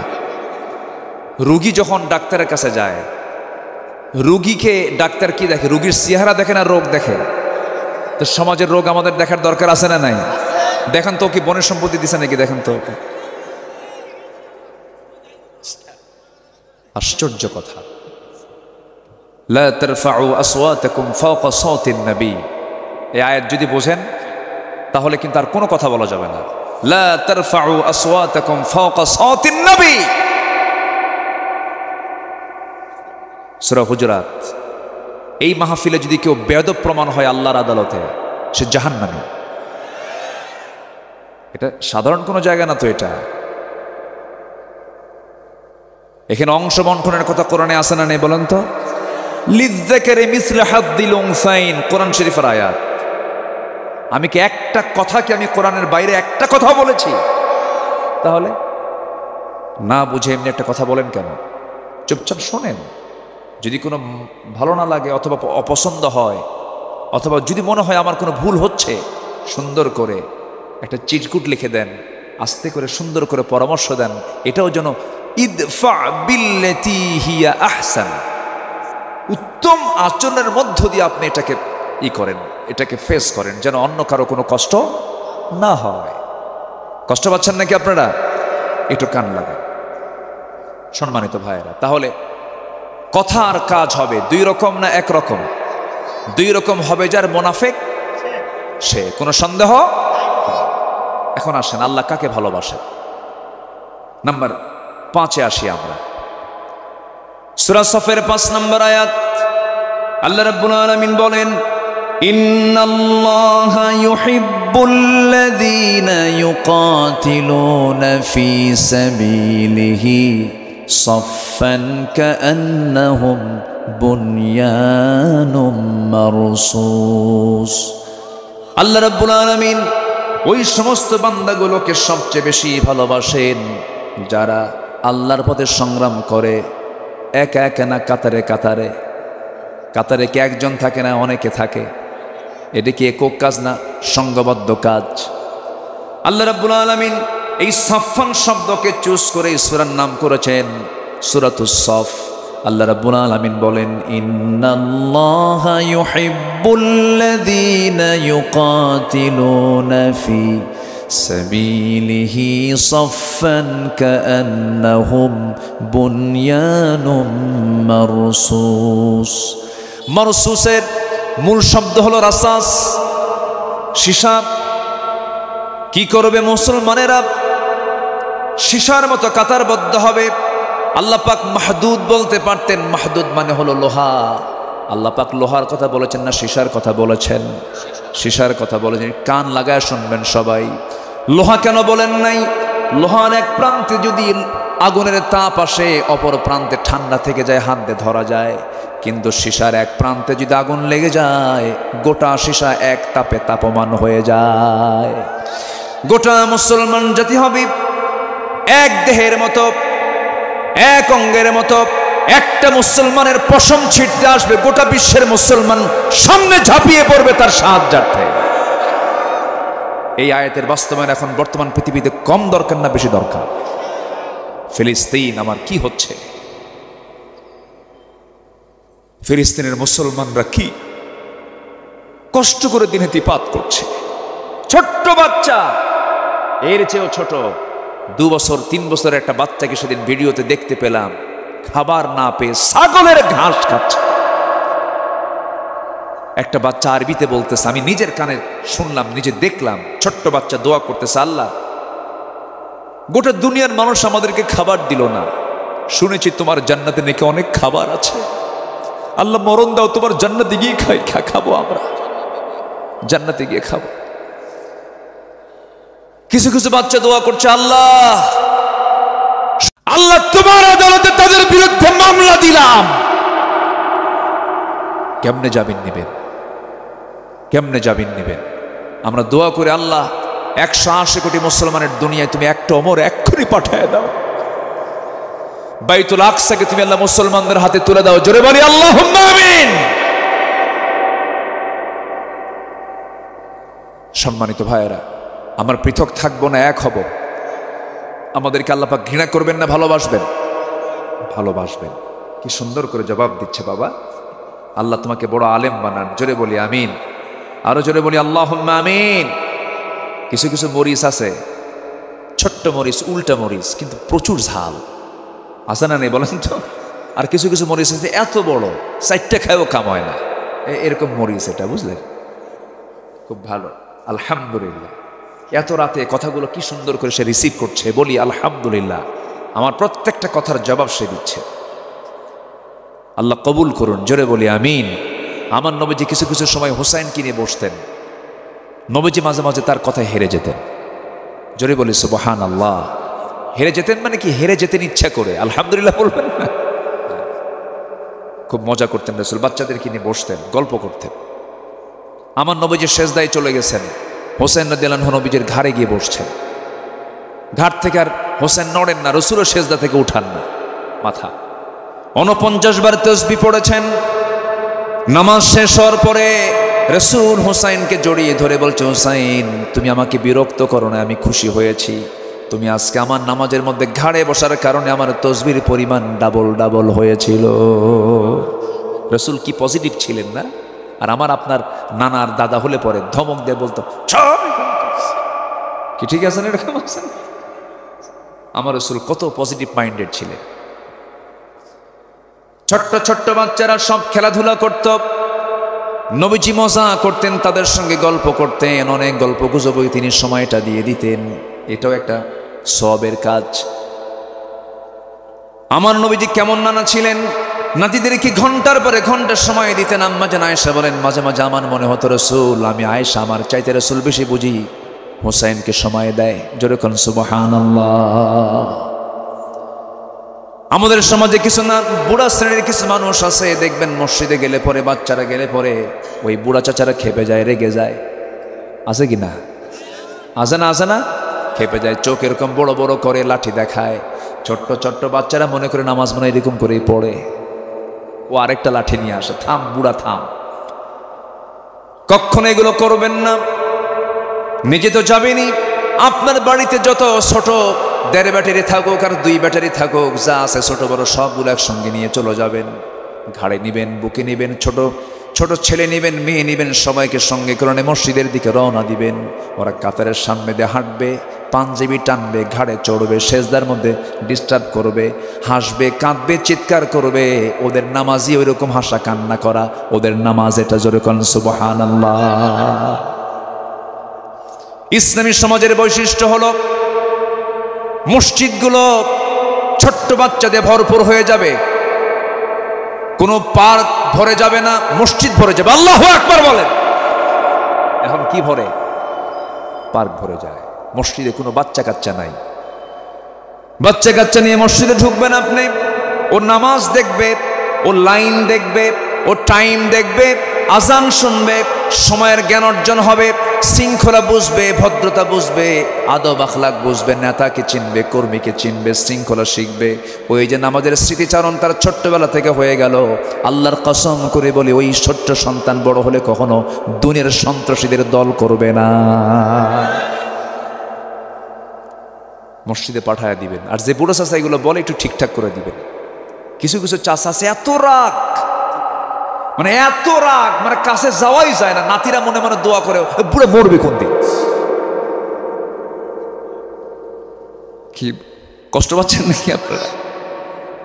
চাচা যারা বুড়া মানুষ আছেন আবার রাগ করেন না, সবাই না, অনেক আবার নানা আছে, দাদা আছে, খুব ধৈর্যশীল, গোটা রাত নাতিকে পাহারা দেয়। আছে না? আছে না? আচ্ছা, অনেক ধৈর্য। জি আলহামদুলিল্লাহ। তাহলে আল্লাহ ভালোবাসেন কাকে? পৃথক থাকা না এক হওয়া? আমরা কি পৃথক হব না এক হব? এক গ্রামে মসজিদ বেশি দরকার না মুসল্লি বেশি দরকার? এক গ্রাম এক মসজিদ, এক মসজিদে বড় হবে, এক্সটেনশন হবে, দোতলা হবে, 3 তলা হবে, ভ্রাতৃত্বের বন্ধন অটুট রাখতে হবে মুসলমান। এটাই কনসেপ্ট। রাগ করতেছেন নাকি? যে দ্বিতীয় মসজিদে নামাজ পড়ে অবশ্যই প্রথম মসজিদের চাইতে এটা দুর্বল। কি আস্তে কন কেন? আস্তে কন কেন? অবশ্যই দুর্বল এটা। যত কিছুই বলেন, যত যুক্তি দেন, এগুলো যুক্তি এখানে খাটবে না। হয়তো যদি কেউ বলেই ফেলে আমার দাদার জায়গার মসজিদ, তখন জবাব দিই, তোর দাদার জায়গার হোক, তোর নানার জায়গা, আল্লাহর জায়গা এটা। কথা বোঝেন নাই? আপনার ইগোতে আপনি লাগাবেন আল্লাহর ঘর নিয়ে, আপনার ইগোতে লাগানো যাবে না। তোর দাদার জায়গা ভালো আছে, ঠিক আছে, কিন্তু এটা আল্লাহর ঘর, কোনো ফাইজলামি করবি না, খায়া ফেলাম। ঠিক আছে না? ব্যাস। আল্লাহর ঘরে নাটক কেন? ভ্রাতৃত্বের বন্ধন কখনো নষ্ট করা যাবে না। এটা হচ্ছে আল্লাহ পাকের সবচাইতে প্রিয় পছন্দের কাজ হলো আমরা ভ্রাতৃত্ব নষ্ট করব না। আজকে কি চিত্র দেখেন গোটা দুনিয়াতে, একটা মুসলিম রাষ্ট্রের সাথে আরেকটা মুসলিম রাষ্ট্রের কোনো সম্পর্ক নাই। শুধু যদি 56 মুসলিম রাষ্ট্র না, 5টা রাষ্ট্র যদি এক হয়ে যেত, ইসরায়েল নামক ভূখণ্ড পৃথিবীর ইতিহাস থেকে মুছে যেত, থাকতো না। নাই নাই সে ভ্রাতৃত্ব নাই। আল্লাহ, আমরা দোয়া করি আল্লাহ তুমি আমাদের ভ্রাতৃত্ব বাড়ায় দাও। জোরে বলি আল্লাহুম্মা আমিন। আল্লাহ ভালোবাসেন 8 শ্রেণীকে। কয় শ্রেণীকে বলেন তো? এর মধ্যে একটা হলো সেই শ্রেণী যারা ভ্রাতৃত্বের বন্ধনে আবদ্ধ হয়। আরো আছে কয়টা বলেন? 8টা হলে কয়টা হলো? আরো আছে কয়টা বলেন? সবাই শুনতে রাজি আছেন তো? এই বছর না সামনে বছর? জোরে বলি ইনশাআল্লাহ। আল্লাহ রাব্বুল আলামিন 8 শ্রেণীকে ভালোবাসেন। এর মধ্যে আমরা একটা শ্রেণী জেনে গেলাম। নাম্বার 2 হলো যারা তাওয়াক্কুল করবে, ভরসা করবে কার উপরে? বদরে সাহায্য করেছেন কে? বদরের মুসলমানরা বিজয়ী হয়েছেন সংখ্যা দিয়া, অস্ত্র দিয়া না, তাওয়াক্কুল দিয়া। ভরসা করেছেন কার উপরে? টাকা নাই, পয়সা নাই, খাবার নাই, কিচ্ছু নাই, জোগান নাই, কিচ্ছু নাই। মক্কার মুহাজির সাহাবীরা কোটি কোটি টাকার ব্যবসা রেখে দিয়া, বউ পরিবার পরিজন ছেড়ে দিয়া মক্কা ছেড়ে মদিনায় গিয়ে হিজরত করলেন। নবীর সামনে এক ধনী সাহাবী, মিলিয়নার সাহাবী, কোটি কোটি টাকার মালিক আব্দুর রহমান ইবনে আওফ আমার নবীর সামনে দাঁড়ায় আছেন, বসে আছেন। নবীজি তার চেহারার দিকে তাকায়া কেঁদে ফেললেন আর বলছেন, আব্দুর রহমান, নিজের চোখে আমি দেখেছি কোটি কোটি টাকার ব্যবসা তুমি করেছ, আজকে বউ ছেড়ে দিয়া, সন্তান ছেড়ে দিয়া, ব্যবসা বাণিজ্য ছেড়ে আজকে ফকিরের মতো মদিনায় বসে আছো। আব্দুর রহমান, তোমার কি মন খারাপ হয় না? তিনি মুস্কি হাসি মেরে বলছে, হুজুর আল্লাহর কসম করে বলি, বউ চলে গেছে, সন্তান হেরে গেছে, ব্যবসা হেরে গেছে, কিন্তু আমি আমার আল্লাহ এবং রাসূলকে পেয়ে গেছি। আমার কিচ্ছু দরকার নাই, আমি খুবই সন্তুষ্ট হুজুর, আমার কোনো সমস্যা নাই। কিচ্ছু বললেন না রাসূলকে। আমার নবীজি সহ্য করতে না পেরে এক আনসার ধনী সাহাবীকে ডাক দিয়ে বলছেন, আনসার ধনী সাহাবী, এইদিকে আসো, আমার এই আব্দুর রহমানকে একটু দেখো তো, একটু খেয়াল করো তো। এতটুকুন বলেছেন, আনসার সাহাবী করলেন কি, ঘোড়ার পিঠে তাকে চড়ায় নিয়া মদিনার সবচেয়ে বড় 2টা খেজুর বাগান তাকে দেখায় দিয়ে বলছেন, ভাই রে, এই 2টা খেজুর বাগান আল্লাহ পাক আমাকে দান করেছেন, আল্লাহ পাক আমাকে দিয়েছেন, মালিক আমি। এই 2টা খেজুর বাগানের মধ্যে কোন বাগানটা তোমার পছন্দ হয়, এই মুহূর্তে আমি তোমার নামে এই বাগানটা আমি দলিল করে দেব। ভ্রাতৃত্ব কি কম না বেশি? আসতে বলবেন না, কম না বেশি? এই কথা বলার সঙ্গে সঙ্গে আব্দুর রহমান বললেন, ভাই আনসার সাহাবী, আর কি বলবে বলো? এবার বলতেছে, বুঝতে পেরেছি তুমি তোমার পরিবার পরিজন নিয়ে কথা বলবে। আল্লাহ পাক আমাকে 2টা বউ দান করেছেন। আমি জানি এই মদিনার কোনো মেয়ের বাবা তোমার সঙ্গে তার মেয়েকে বিয়ে দেবে না। বইয়ের তো প্রয়োজন, স্ত্রী ছাড়া তো মানুষ চলতে পারে না, যৌবনটাকে নিয়ন্ত্রণ করা কঠিন। অতএব আমার 2টা বউয়ের জায়গায় আমি একটা বউ তালাক দিয়ে দেব, সেই বউটাকে তুমি তোমার বউ বানাইয়া নিবা। আল্লাহু আকবার। এই কথা শোনার সঙ্গে সঙ্গে আব্দুর রহমান ইবনে আওফ মুস্কি হাসি মেরে আনসার সাহাবীকে বুকের সঙ্গে জড়িয়ে ধরে বলছে, ভাই রে, খেজুর বাগানটাও লাগবে না, বউ তালাকও দেওয়া লাগবে না, আমি খুশি হয়েছি। ভাই আমি ব্যবসা বুঝি, আমাকে একটু দোকানে ব্যবসা বুঝায়া দাও, ছোট্ট একটা বাজারে ছোট্ট একটা ব্যবসা আমাকে দেখায় দাও। ছোট্ট একটা বাজারে ছোট্ট একটা ব্যবসা তাকে দেখায় দেওয়া হলো। কিছুদিনের মধ্যে তিনি সেই ব্যবসা করে কয়েক রতি সোনা কামাই করলেন। ভরি না, রতি। কি বলেন? কি? কয়েক রতি তিনি সোনা কামাই করলেন। মনে করলেন বিয়েটা করা প্রয়োজন। মেয়ে দেখতে গেলেন, পছন্দ হলো, বিয়ে শাদী করে ফেললেন। 3-4 দিন খবর নাই। 3-4 দিন পরে নবীর দরবারে আব্দুর রহমান ইবনে আওফ গিয়ে হাজির হয়ে গেছেন, নতুন কাপড়, গায়ে সুগন্ধি রেখে। আমার নবীজি মুস্কি মুস্কি হাসি মেরে বলছেন, আব্দুর রহমান, চেহারার মধ্যে লাবণ্যতা চলে এসেছে, বরকত চলে এসেছে, নূর চলে আসছে। আব্দুর রহমান, তুমি মনে হয় কিছু ঘটাইছো। হুজুর, বিয়ে করছি। সুবহানাল্লাহ বলবেন না? কি করছি? বিয়ে করেছি। আমার নবীজি বলেন, বিয়ে করলা তুমি? দাওয়াত পাইলাম না আমি। এটা কেমন কথা হুজুর? বিয়ে করতে গেছি, পছন্দ হয়েছে, সময় পাই না, বিয়ে করছি হুজুর, দাওয়াত দিতে পারি না, আমারে মাফ করে দেন। এরকম হয় না? অনেক সময় হয় না? আসতে কয় হয় কিনা বলেন? সেই সাহাবী রাসূলকে দাওয়াত দিতে পারেন নাই যে সাহাবী জান্নাতের সংবাদ পেয়েছেন দুনিয়াতে বসে। আমার নবীজি রাগ করলেন না, বললেন, আব্দুর রহমান, বিয়ে তো করছো, সমস্যা নেই। টাকা পয়সা দিছো, মহরণের টাকা দিছো, হুজুর টাকা না দিয়ে তো বিয়ে করে নেই, ব্যবসা করে কয়েক রতি সোনা কামাই করেছি। কোথায় ব্যবসা করলো? কেউ যদি আপনি যে বলে দিয়েছেন এক আনসার সাহাবীকে, সে আমাকে ব্যবসা দেখায় দিয়েছে, সেই ব্যবসা করে করে কয়েক রতি সোনা কামাই হওয়া মাত্রই বিয়েটা জরুরি মনে করে ফিতনা থেকে বাঁচার জন্য বিয়ে করে নিয়েছি। যেরকম সুবহানাল্লাহ। আমার নবীজি বলেন, আল্লাহ আমার আব্দুর রহমানের পরিবারে এবং ব্যবসায়, পরিবারে এবং ব্যবসায় তুমি আল্লাহ বারাকা দিয়ে দাও। নবীর দোয়া কি আর মিস হয়? ছায়ে হাত দেয়, ছায়েও শোনা হয়ে যায়। সন্তানাদি তিনি রেখে যান, 13টা সন্তান তিনি রেখে যান। বদরে অংশগ্রহণ করেছেন, উহুদে অংশগ্রহণ করেছেন, খন্দকে অংশগ্রহণ করেছেন। দুনিয়া থেকে যখন তিনি বিদায় নেবেন, বিদায় নেওয়ার সময় তিনি আফসোস করে বলছেন, আহারে এতগুলো সম্পদ রেখে যাচ্ছে, আমার মনে হয় এগুলো আমার জান্নাতের কারণ হবে না। তবে আল্লাহ তোমার কাছে বলি, বদর যুদ্ধে আমি কাপড় নিয়ে অংশগ্রহণ করেছিলাম। ও আমার ভাইয়েরা, বদর যুদ্ধে যে কাপড় নিয়ে আমি অংশগ্রহণ করে যুদ্ধ করেছি, তোমরা আমাকে মৃত্যুর পরে এই বদরের কাপড়টা দিয়ে আমাকে দাফন করে দিবে। আমি আল্লাহকে বলবো, আল্লাহ তোমার জমিনে তোমার দিন কায়েমের জন্য এই কাপড় দিয়ে আমি যুদ্ধে অংশগ্রহণ করেছিলাম, আল্লাহ যেন আমাকে মাফ করে দেন। আমার বন্ধুগণ, আমার ভাইয়েরা, তাওয়াক্কুল ছাড়া কোনো উপায় নাই। ভরসা আল্লাহর উপরে রাখতে হবে, কখনো ভরসা ছাড়া যাবে না। অসম্ভবকে সম্ভব করতে পারেন তিনি আমার কে? আল্লাহ পাক পারেন অসম্ভবকে সম্ভব করতে। ওয়ামান ইয়াতাওয়াক্কাল আলাল্লাহ ফাহুয়া হাসবুহ ফাবিমা রাহমাতিন মিনাল্লাহি লিনতা লাহুম ওয়ালাউ কুনতা ফাযযান গালিযাল কলব لانفضوا من حولك فاعف عنهم واستغفر لهم وشاورهم في الأمر فإذا عزمت فتوكل على الله إن الله يحب المتوكلين। সূরা আলে ইমরান আয়াত নম্বর 159। আল্লাহ রাব্বুল আলামিন বলছেন, ওই সমস্ত বান্দাকে আমি আল্লাহ দারুণ ভালোবাসি যে সমস্ত বান্দাগুলো আমার প্রতি তাওয়াক্কুল করে। তাহলে চলে গেল 3 নাম্বার। 1 নাম্বার হলো আল্লাহ তাকে ভালোবাসেন যে বান্দা কি করে, আল্লাহর পথে ভ্রাতৃত্বের বন্ধন তৈরি করে জিহাদ করে, সংগ্রাম করে, আল্লাহ তাকে ভালোবাসেন। নাম্বার 2 হলো যারা তাওয়াক্কুলকারী। 2 নাম্বারে চলে গেল। নাম্বার 3 হলো যারা ইহসান করবে, উদারতা দেখাবে, সংকীর্ণতা যার মধ্যে স্থান পাবে না, ইহসান যারা করবে, দয়া পরবশ যারা হবে, আল্লাহ পাক তাদেরকে মাফ করবেন। ওয়ানফিকু ফি সাবিলিল্লাহ ওয়ালা তুলকু বিআইদিকুম ইলাত তাহলুকা ওয়া আহসিনু ইন্নাল্লাহা ইউহিব্বুল মুহসিনিন। জোরে বলুন আল্লাহু আকবার। নাম্বার 4 হলো যারা ন্যায়পরায়ণ যারা হবে, ইনসাফ যারা কায়েম করবে, যারা আদালত কায়েম করবে। সাম্মাউনা লিল কাযবি।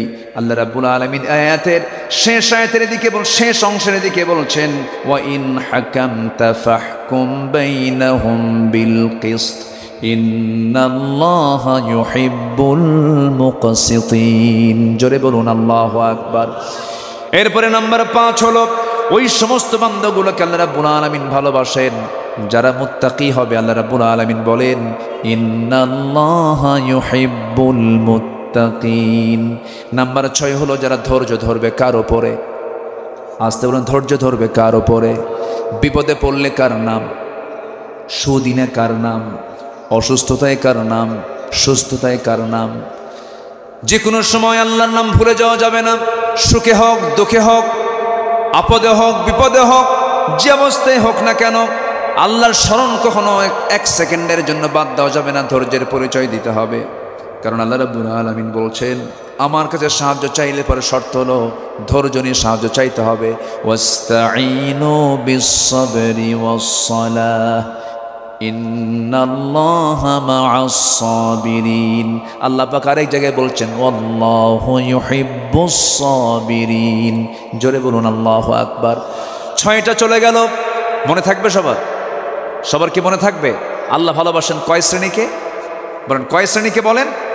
1 নম্বর হলো যারা ভ্রাতৃত্বের বন্ধনে আবদ্ধ হয়ে আল্লাহর পথে যারা সংগ্রাম করবে, আল্লাহ তাদেরকে ভালোবাসেন। নাম্বার 2 হলো তাওয়াক্কুল করবে যারা আল্লাহর প্রতি, তাদেরকে ভালোবাসেন। এরপরে নাম্বার 3 হেসান করবে যারা, তাদেরকে ভালোবাসেন। নাম্বার 4 হলো ন্যায়পরায়ণতা যারা প্রতিষ্ঠা করবে আল্লাহ তাদেরকে ভালোবাসেন। নাম্বার 5 হলো মুত্তাকি যারা, তাদেরকে ভালোবাসেন। নাম্বার 6 হলো ধৈর্য যারা ধরবে আল্লাহ পাক তাদেরকে ভালোবাসেন। 7 নাম্বার এবং 8 নাম্বার হলো ইন্নাল্লাহা ইউহিব্বুত তাওয়াবিন ওয়া ইউহিব্বুল মুতাতাহহিরিন। আল্লাহ রাব্বুল আলামিন নাম্বার 7 হলো তওবাকারীকে দারুণ ভালোবাসেন। জোরে বলি সুবহানাল্লাহ। তওবা করব কার কাছে? আসতে বলবেন না, কার কাছে? তওবা কি মাসে একবার করব নাকি? কেমন করে করবেন বলেন? হ্যাঁ, ফাইন একটা কথা বলেন, সর্বক্ষণ। আমার রাসূল বলেন তুবু ইলাল্লাহ ফাইন্নী আতুবু ফিল ইয়াউমি মিআত মাররা। তোমরা আল্লাহর কাছে তওবা করো, আমি রাসূল দিনে 100 বারেরও বেশিবার তওবা করি। যেরকম সুবহানাল্লাহ। তওবা করব কার কাছে বলেন তো? আল্লাহর কাছে। আল্লাহর কাছে মাফ চেয়ে নেব। মাফ করে দিবেন কে? মাফ চাইতে কোনো মিস করা যাবে না, যে কোনো সময় মাফ চেয়ে নিতে হবে, কারণ মরণ যখন তখন আসতে পারে। নাম্বার 8 হলো পবিত্রতা অর্জনকারীকে আল্লাহ রাব্বুল আলামিন দারুণ ভালোবাসেন। আমার মাদের কি নালকে বলি, মাদের একটা সমস্যা হলো, আল্লাহ রাব্বুল আলামিন মাদের একটা সমস্যা আছে, যে প্রবলেমটা মাদের ন্যাচারাল প্রবলেম, নামাজও পড়তে পারে না, রোজাও রাখতে পারে না, এমন একটা কন্ডিশন মাসে কিছু সময় থেকে যায়।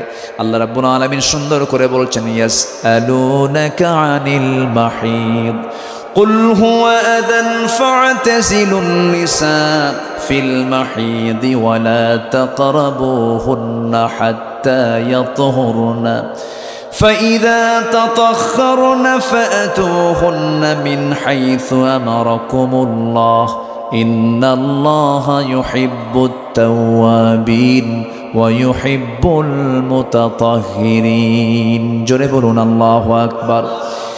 মেয়েদের একটা প্রবলেম হলো আল্লাহ পাক তাদেরকে ঋতুস্রাব দিয়েছেন।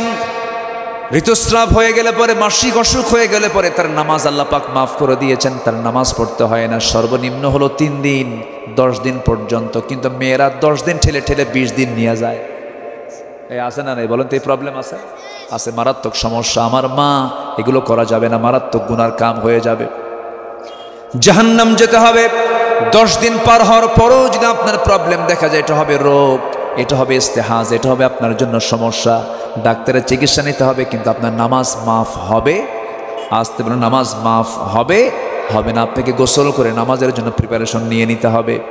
আমার মায়েরা, জান্নাত আপনার জন্য খুবই সহজ ছিল, কিন্তু মেয়েদের জন্য জান্নাতটা কঠিন হয়ে গেছে, কারণ মেয়েরা অধিকাংশ জাহান্নামে যাবে। অথচ আল্লাহ রাব্বুল আলামিন মেয়েদের দায়িত্ব দিয়েছেন কম। পুরুষ নারীকে চালাবে না, নারী পুরুষকে চালাবে। অনেকে সন্দেহ করতেছেন, হুজুর দরকার নেই, বড়াই চালাক আমাদের। কে চালাবে? নারী পুরুষকে চালাবে না পুরুষ নারীকে চালাবে? পুরুষ নারীকে চালানো কি সুন্নত, নফল না ফরজ? বলেন, জোরে বলেন, জোরে বলেন। মহিলা যদি স্বামীকে না চালায় কোনো গুনাহ হবে? আসতে কোনো গুনাহ হবে? এরপরও মেয়েরাকে আমাদের কোনো দামই নেই। মেয়েরা মেহমানের মতো খাবে, মেয়েরা রাজকীয়ভাবে থাকবে, তাদের কামায়ের চিন্তা নাই, কোনো টেনশন নাই। আমরা হলাম চাকর, ওরা হলো রাজরানী। এরপরেও কেন আমরা রাজরানী হব না? তোরা যদি চাকর হস, আমরা হব চাকরানী। কি হব? চাকরানী। চাকরি করতে যায়, রিসিপশনে চাকরি পায়। কিসের চাকরি পায়? রিসিপশনে। অফিসের রিসিপশনে বসে থাকে, চুল ছেড়ে দিয়া, ঠোঁটে লিপস্টিক, চোখে কাজল লাগায়, আশকারা মাস্কারা, যুবকের তো কাম সারা, বসে আছে। কোন একটা ক্লায়েন্ট অফিসের মধ্যে ঢুকলো, ঢুকা মাত্রই চট করে দাঁড়ায় বলে, আসসালামু আলাইকুম, এনি প্রবলেম? এই এরকম মহিলা আছে না নাই? বলেন তো আছে না নাই? মেয়েদেরকে এই ডিউটি, আল্লাহ পাক মেয়েদেরকে এই ডিউটি দিয়েছেন না। মেয়েরা আতর লাগাবে, মেয়েরা সুগন্ধি লাগাবে। কার নাকে লাগানোর জন্য? বলেন, কার নাকে? স্বামীর নাকের আগে কি আতর লাগায়? স্বামীর নাকে লাগুক আতরের গন্ধ, সে আতর কি স্বামীর নাকে লাগায়? কারে লাগায়? হ্যাঁ, যখন বাইরে বের হয় একদম এমন ঝাঁঝালো সেন্ট মারে, মনে হয় যে বুঝাচ্ছে আমি যাচ্ছি। আছে না নাই? এটা হালাল না হারাম? হারাম। চলে গেল ঢং ঢং করে বাইরে, দোকানদারের সামনে গিয়া মার্কেটিং করে। মার্কেটিংয়ে পুরুষ মহিলা, পুরুষ বেশি না মহিলা বেশি? শেষ কদরে, রমজানের শেষ কদর, শেষ দশকে, শেষ কদরে কি থাকে? শেষ দশকে কি থাকে? কদর থাকে। শেষ দশকে এই দেশের মার্কেটগুলোতে ভিড় কম না বেশি? পুরুষ দিয়ে না মহিলা দিয়া? দিনে না সন্ধ্যায়? দিনে না রাতে? কি কদর খোঁজে কোথায়? কোথায় খোঁজে? কোথায় খোঁজে? এগুলো কথা মনে বলার দরকার নাই। মার্কেটে চলে গেল ঢং ঢং করে, মাথায় কাপড় নাই, ওইদিকে কিন্তু তাহাজ্জুদে পড়ছে আবার। মানে মাথায় টুপি, পরনে লুঙ্গি নাই, চলে গেছে মার্কেটে ঢং ঢং করে। গোটা শরীর তো প্রায় উলঙ্গই। উলঙ্গ তো মানুষ দেখবেই না, কিন্তু এমন ভাবে সাজে না দেখে উপায় নাই। মাথা থেকে পা পর্যন্ত অর্ধলগ্ন দেহ নিয়ে দোকানদারের সামনে দিয়ে ঝুঁকে পড়ে ঠ্যাঙের পরে ঠ্যাং তুলে দোকানদারকে লক্ষ্য করে বলে, ভাইয়া একটা শাড়ি দেখানো যাবে কি? দোকানদারও কম না, শাড়ি একখান বের করে নিজের গায়ে লটকা দিয়ে বলে, আপা এই শাড়ি কিন্তু আপনাকে দারুণ মানাবে। ওটা আরেক বদমাইশ আছে না নয়? এই নোংরামিগুলো আমার মা বোনদের দিয়ে করাবো না আমরা। আমার মা বোন, আমার স্ত্রী আমাকে জাহান্নামে নিয়ে যাবে শুধুমাত্র কারণ হলো পর্দাহীনতার কারণে। প্রত্যেক মা বোন মেয়ের পর্দার দিকে আমাদের প্রত্যেকটা পুরুষের খেয়াল করার দরকার আছে না নাই? সেই খেয়াল করা সুন্নত না ফরজ? ফরজ। আমরা খেয়াল করব, জোরে বলি ইনশাআল্লাহ। আল্লাহ কবুল করুন। ফজরের নামাজ সবাই পড়বেন তো ইনশাআল্লাহ? ফজর পড়বেন কারা কারা? একটু হাত তুলে দেখান দেখি। জোরে বলি ইয়া আল্লাহ। আরো জোরে বলি ইয়া আল্লাহ। আমাদেরকে ফজর, জোহর, আসর, মাগরিব, ইশা 5 ওয়াক্ত সালাত আদায় করার তৌফিক তুমি আল্লাহ দিয়া দাও। জোরে বলি আমিন। আরো জোরে আমিন, আরো জোরে আমিন। হাত নামান। বাড়িতে বউ আছে না নাই? বউ যদি নামাজ না পড়ে কি করবেন? এখন ফাউল করছে, কয় মায়ের বিয়ে করছো? মারা এত সস্তা? বউ মারা এত সস্তা? বিয়ে করা নাই তো এই জন্য উত্তর ভুল কইছে। বিয়ে করলে টের পেতো যে বউ মারা কত কঠিন।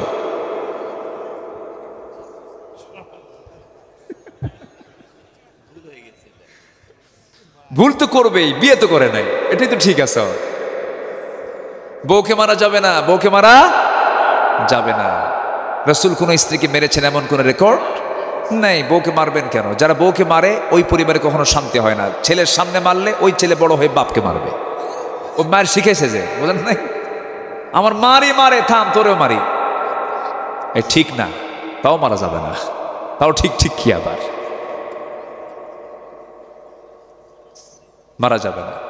বাপ মার কোনো বিচার সন্তান করতে পারে না। পৃথিবীর কোন আদালতে সন্তান কোনোদিন বাবার বিরুদ্ধে মামলা দিতে পারে না। কি ঠিক আছে না? কখনো না, নট অ্যালাউড। আমার নবীর সামনে এক সাহাবী এসে বলে, হুজুর আমার বাপ না এই, আর কইবি না কিছু। শুনতেনই না রাসূল। রাসূল শুনতেন না কোনো অভিযোগের কথা। কারণ সন্তান এবং বাবা এমন একটা জায়গার নাম, সন্তানকে যদি বাবা দিল থেকে দোয়া করে দেয় তার জন্য জান্নাত ওয়াজিব হয়ে যায়। আবার যদি বাপ মা যদি দিল থেকে সন্তানকে যদি বদদোয়া দিয়ে দেয় তার জন্য জাহান্নামটা ওয়াজিব হয়ে যায়। হুমা জান্নাতুকা ওয়া নারুকা। এই জন্য বাপ মা এমন একটা সেক্টরের নাম, বাপ মা খুশি আর শাজিম খুশি। জোরে কোন সুবহানাল্লাহ। বাপ বড় না মা বড়? এটা উত্তর ফাইন দিছে তো। বাপ বড় না মা বড়? বাপ বড়। দেখছেন, এ তো প্যাঁচ লাগাই দিচ্ছে দেখতেছে।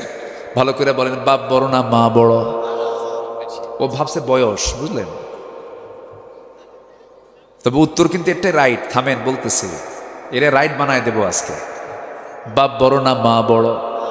মা বড়। আচ্ছা, বাপ মা, আমার আব্বা মসজিদে যা নামাজ পান নাই, আমার বাবা মসজিদে গিয়ে জামাতে নামাজ পড়তে পারেন নাই, কিন্তু জামাতে নামাজ তিনি ছাড়াবেন না। বাড়িতে আসছেন, ছেলে পেলেও কেউ নাই। বউকে বলল, বউ জামাতে নামাজে দাঁড়াবো, নামাজ পড়ি, জামাতে নামাজ পড়ি। বউ তুমি নামাজ পড়াও নাকি? বউ ইমাম হবে না স্বামী ইমাম হবে? তাহলে বাপ ইমাম হবে না মা ইমাম হবে? বড়কে এখন বাপ কইছে।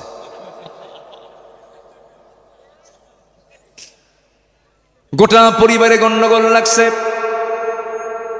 বিচার বসবে, সেই বিচারে ছেলে আছে, মেয়ে আছে, নাতি আছে, পতি আছে, সব আছে। বাপ বসেছে, মা বসেছে। বিচারপতির আসনে বসবে কে? বলেন কে বসবে? বিচারপতি বড় না বিচার প্রার্থী বড়? এখন বলেন মা বড় না বাপ বড়?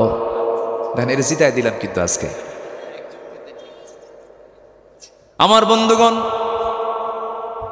না সমস্যা নাই, আমার বন্ধুগণ, আমি এখানে কাউকে ছোট চোখে দেখছি না। মাও বড় বাবাও বড়, তবে হ্যাঁ মার চাইতে বাবা হলেন বড়, আর মা হলেন মর্যাদার দিক থেকে বাবা বড়, বাবার মর্যাদা বেশি, মায়ের হকটা বেশি। আল্লাহ পাক হকের কথা বলে দিয়েছেন, হক বাড়িয়ে দিয়েছেন বাবার চাইতে 3 গুণ বেশি। মান্না হাক্কা বিহসনি সোহাবাতি, আমার জন্য সবচেয়ে উত্তম হকদারকে আমার রাসূল বলেন তোমার মা, তোমার মা, তোমার মা, তোমার বাবা, হকের দিক থেকে। কিন্তু সম্মানের দিক থেকে আল্লাহ রাব্বুল আলামিন মার চাইতে বাবার মর্যাদা বেশি বাড়ায় দিয়েছেন। জোরে করুন সুবহানাল্লাহ। আল্লাহু আকবার। মা মার জায়গায়, মার হকটা কেন বেশি? মা দুধ খাওয়ান, মা ডেলিভারির যন্ত্রণা সহ্য করেন, মা 9টা মাস জীবন্ত মানুষ আর একজন জীবন্ত মানুষের পেটে টানেন। এই কষ্টগুলো বাপকে করতে হয় না, এটার জন্য 3 গুণ বেশি। তাফসীর আসছে, ব্যাখ্যায় আসছে। কিন্তু মর্যাদার দিক থেকে আপনি যদি বলেন বাবার মর্যাদা বেশি না মায়ের মর্যাদা বেশি, আল্লাহ রাব্বুল আলামিন বাবার মর্যাদাই বাড়ায় দিয়েছেন। জোরে করুন সুবহানাল্লাহ। অর্থাৎ বাপ মা দুজন হলেন 2 চোখের মণি। সুবহানাল্লাহ বলেন। বাপ মাকে সমান চোখে দেখবো আমরা, জোরে বলি ইনশাআল্লাহ। অনেক সন্তান আছে মাকে কাছে টানে, বাপকে দূরে রাখে, ঠিক না? আবার কিছু কিছু মহিলা আছে ছেলেদেরকে সব কাছে টেনে নিয়ে বুড়াকে দূরে রাখে, এরকমও কিন্তু বৃদ্ধা বয়স হয়ে যায়, ঠিক না? একটা ফ্যামিলির মূল গার্জিয়ান হচ্ছেন বাবা। বাবা বাবা, আল্লাহু আকবার বলেন। যে পরিবারে মহিলা মুরব্বী হয় খুব শান্তি। আস্তে কয় বলেন শান্তি। মুরব্বী হতে হবে কার? বলেন নারী না পুরুষকে?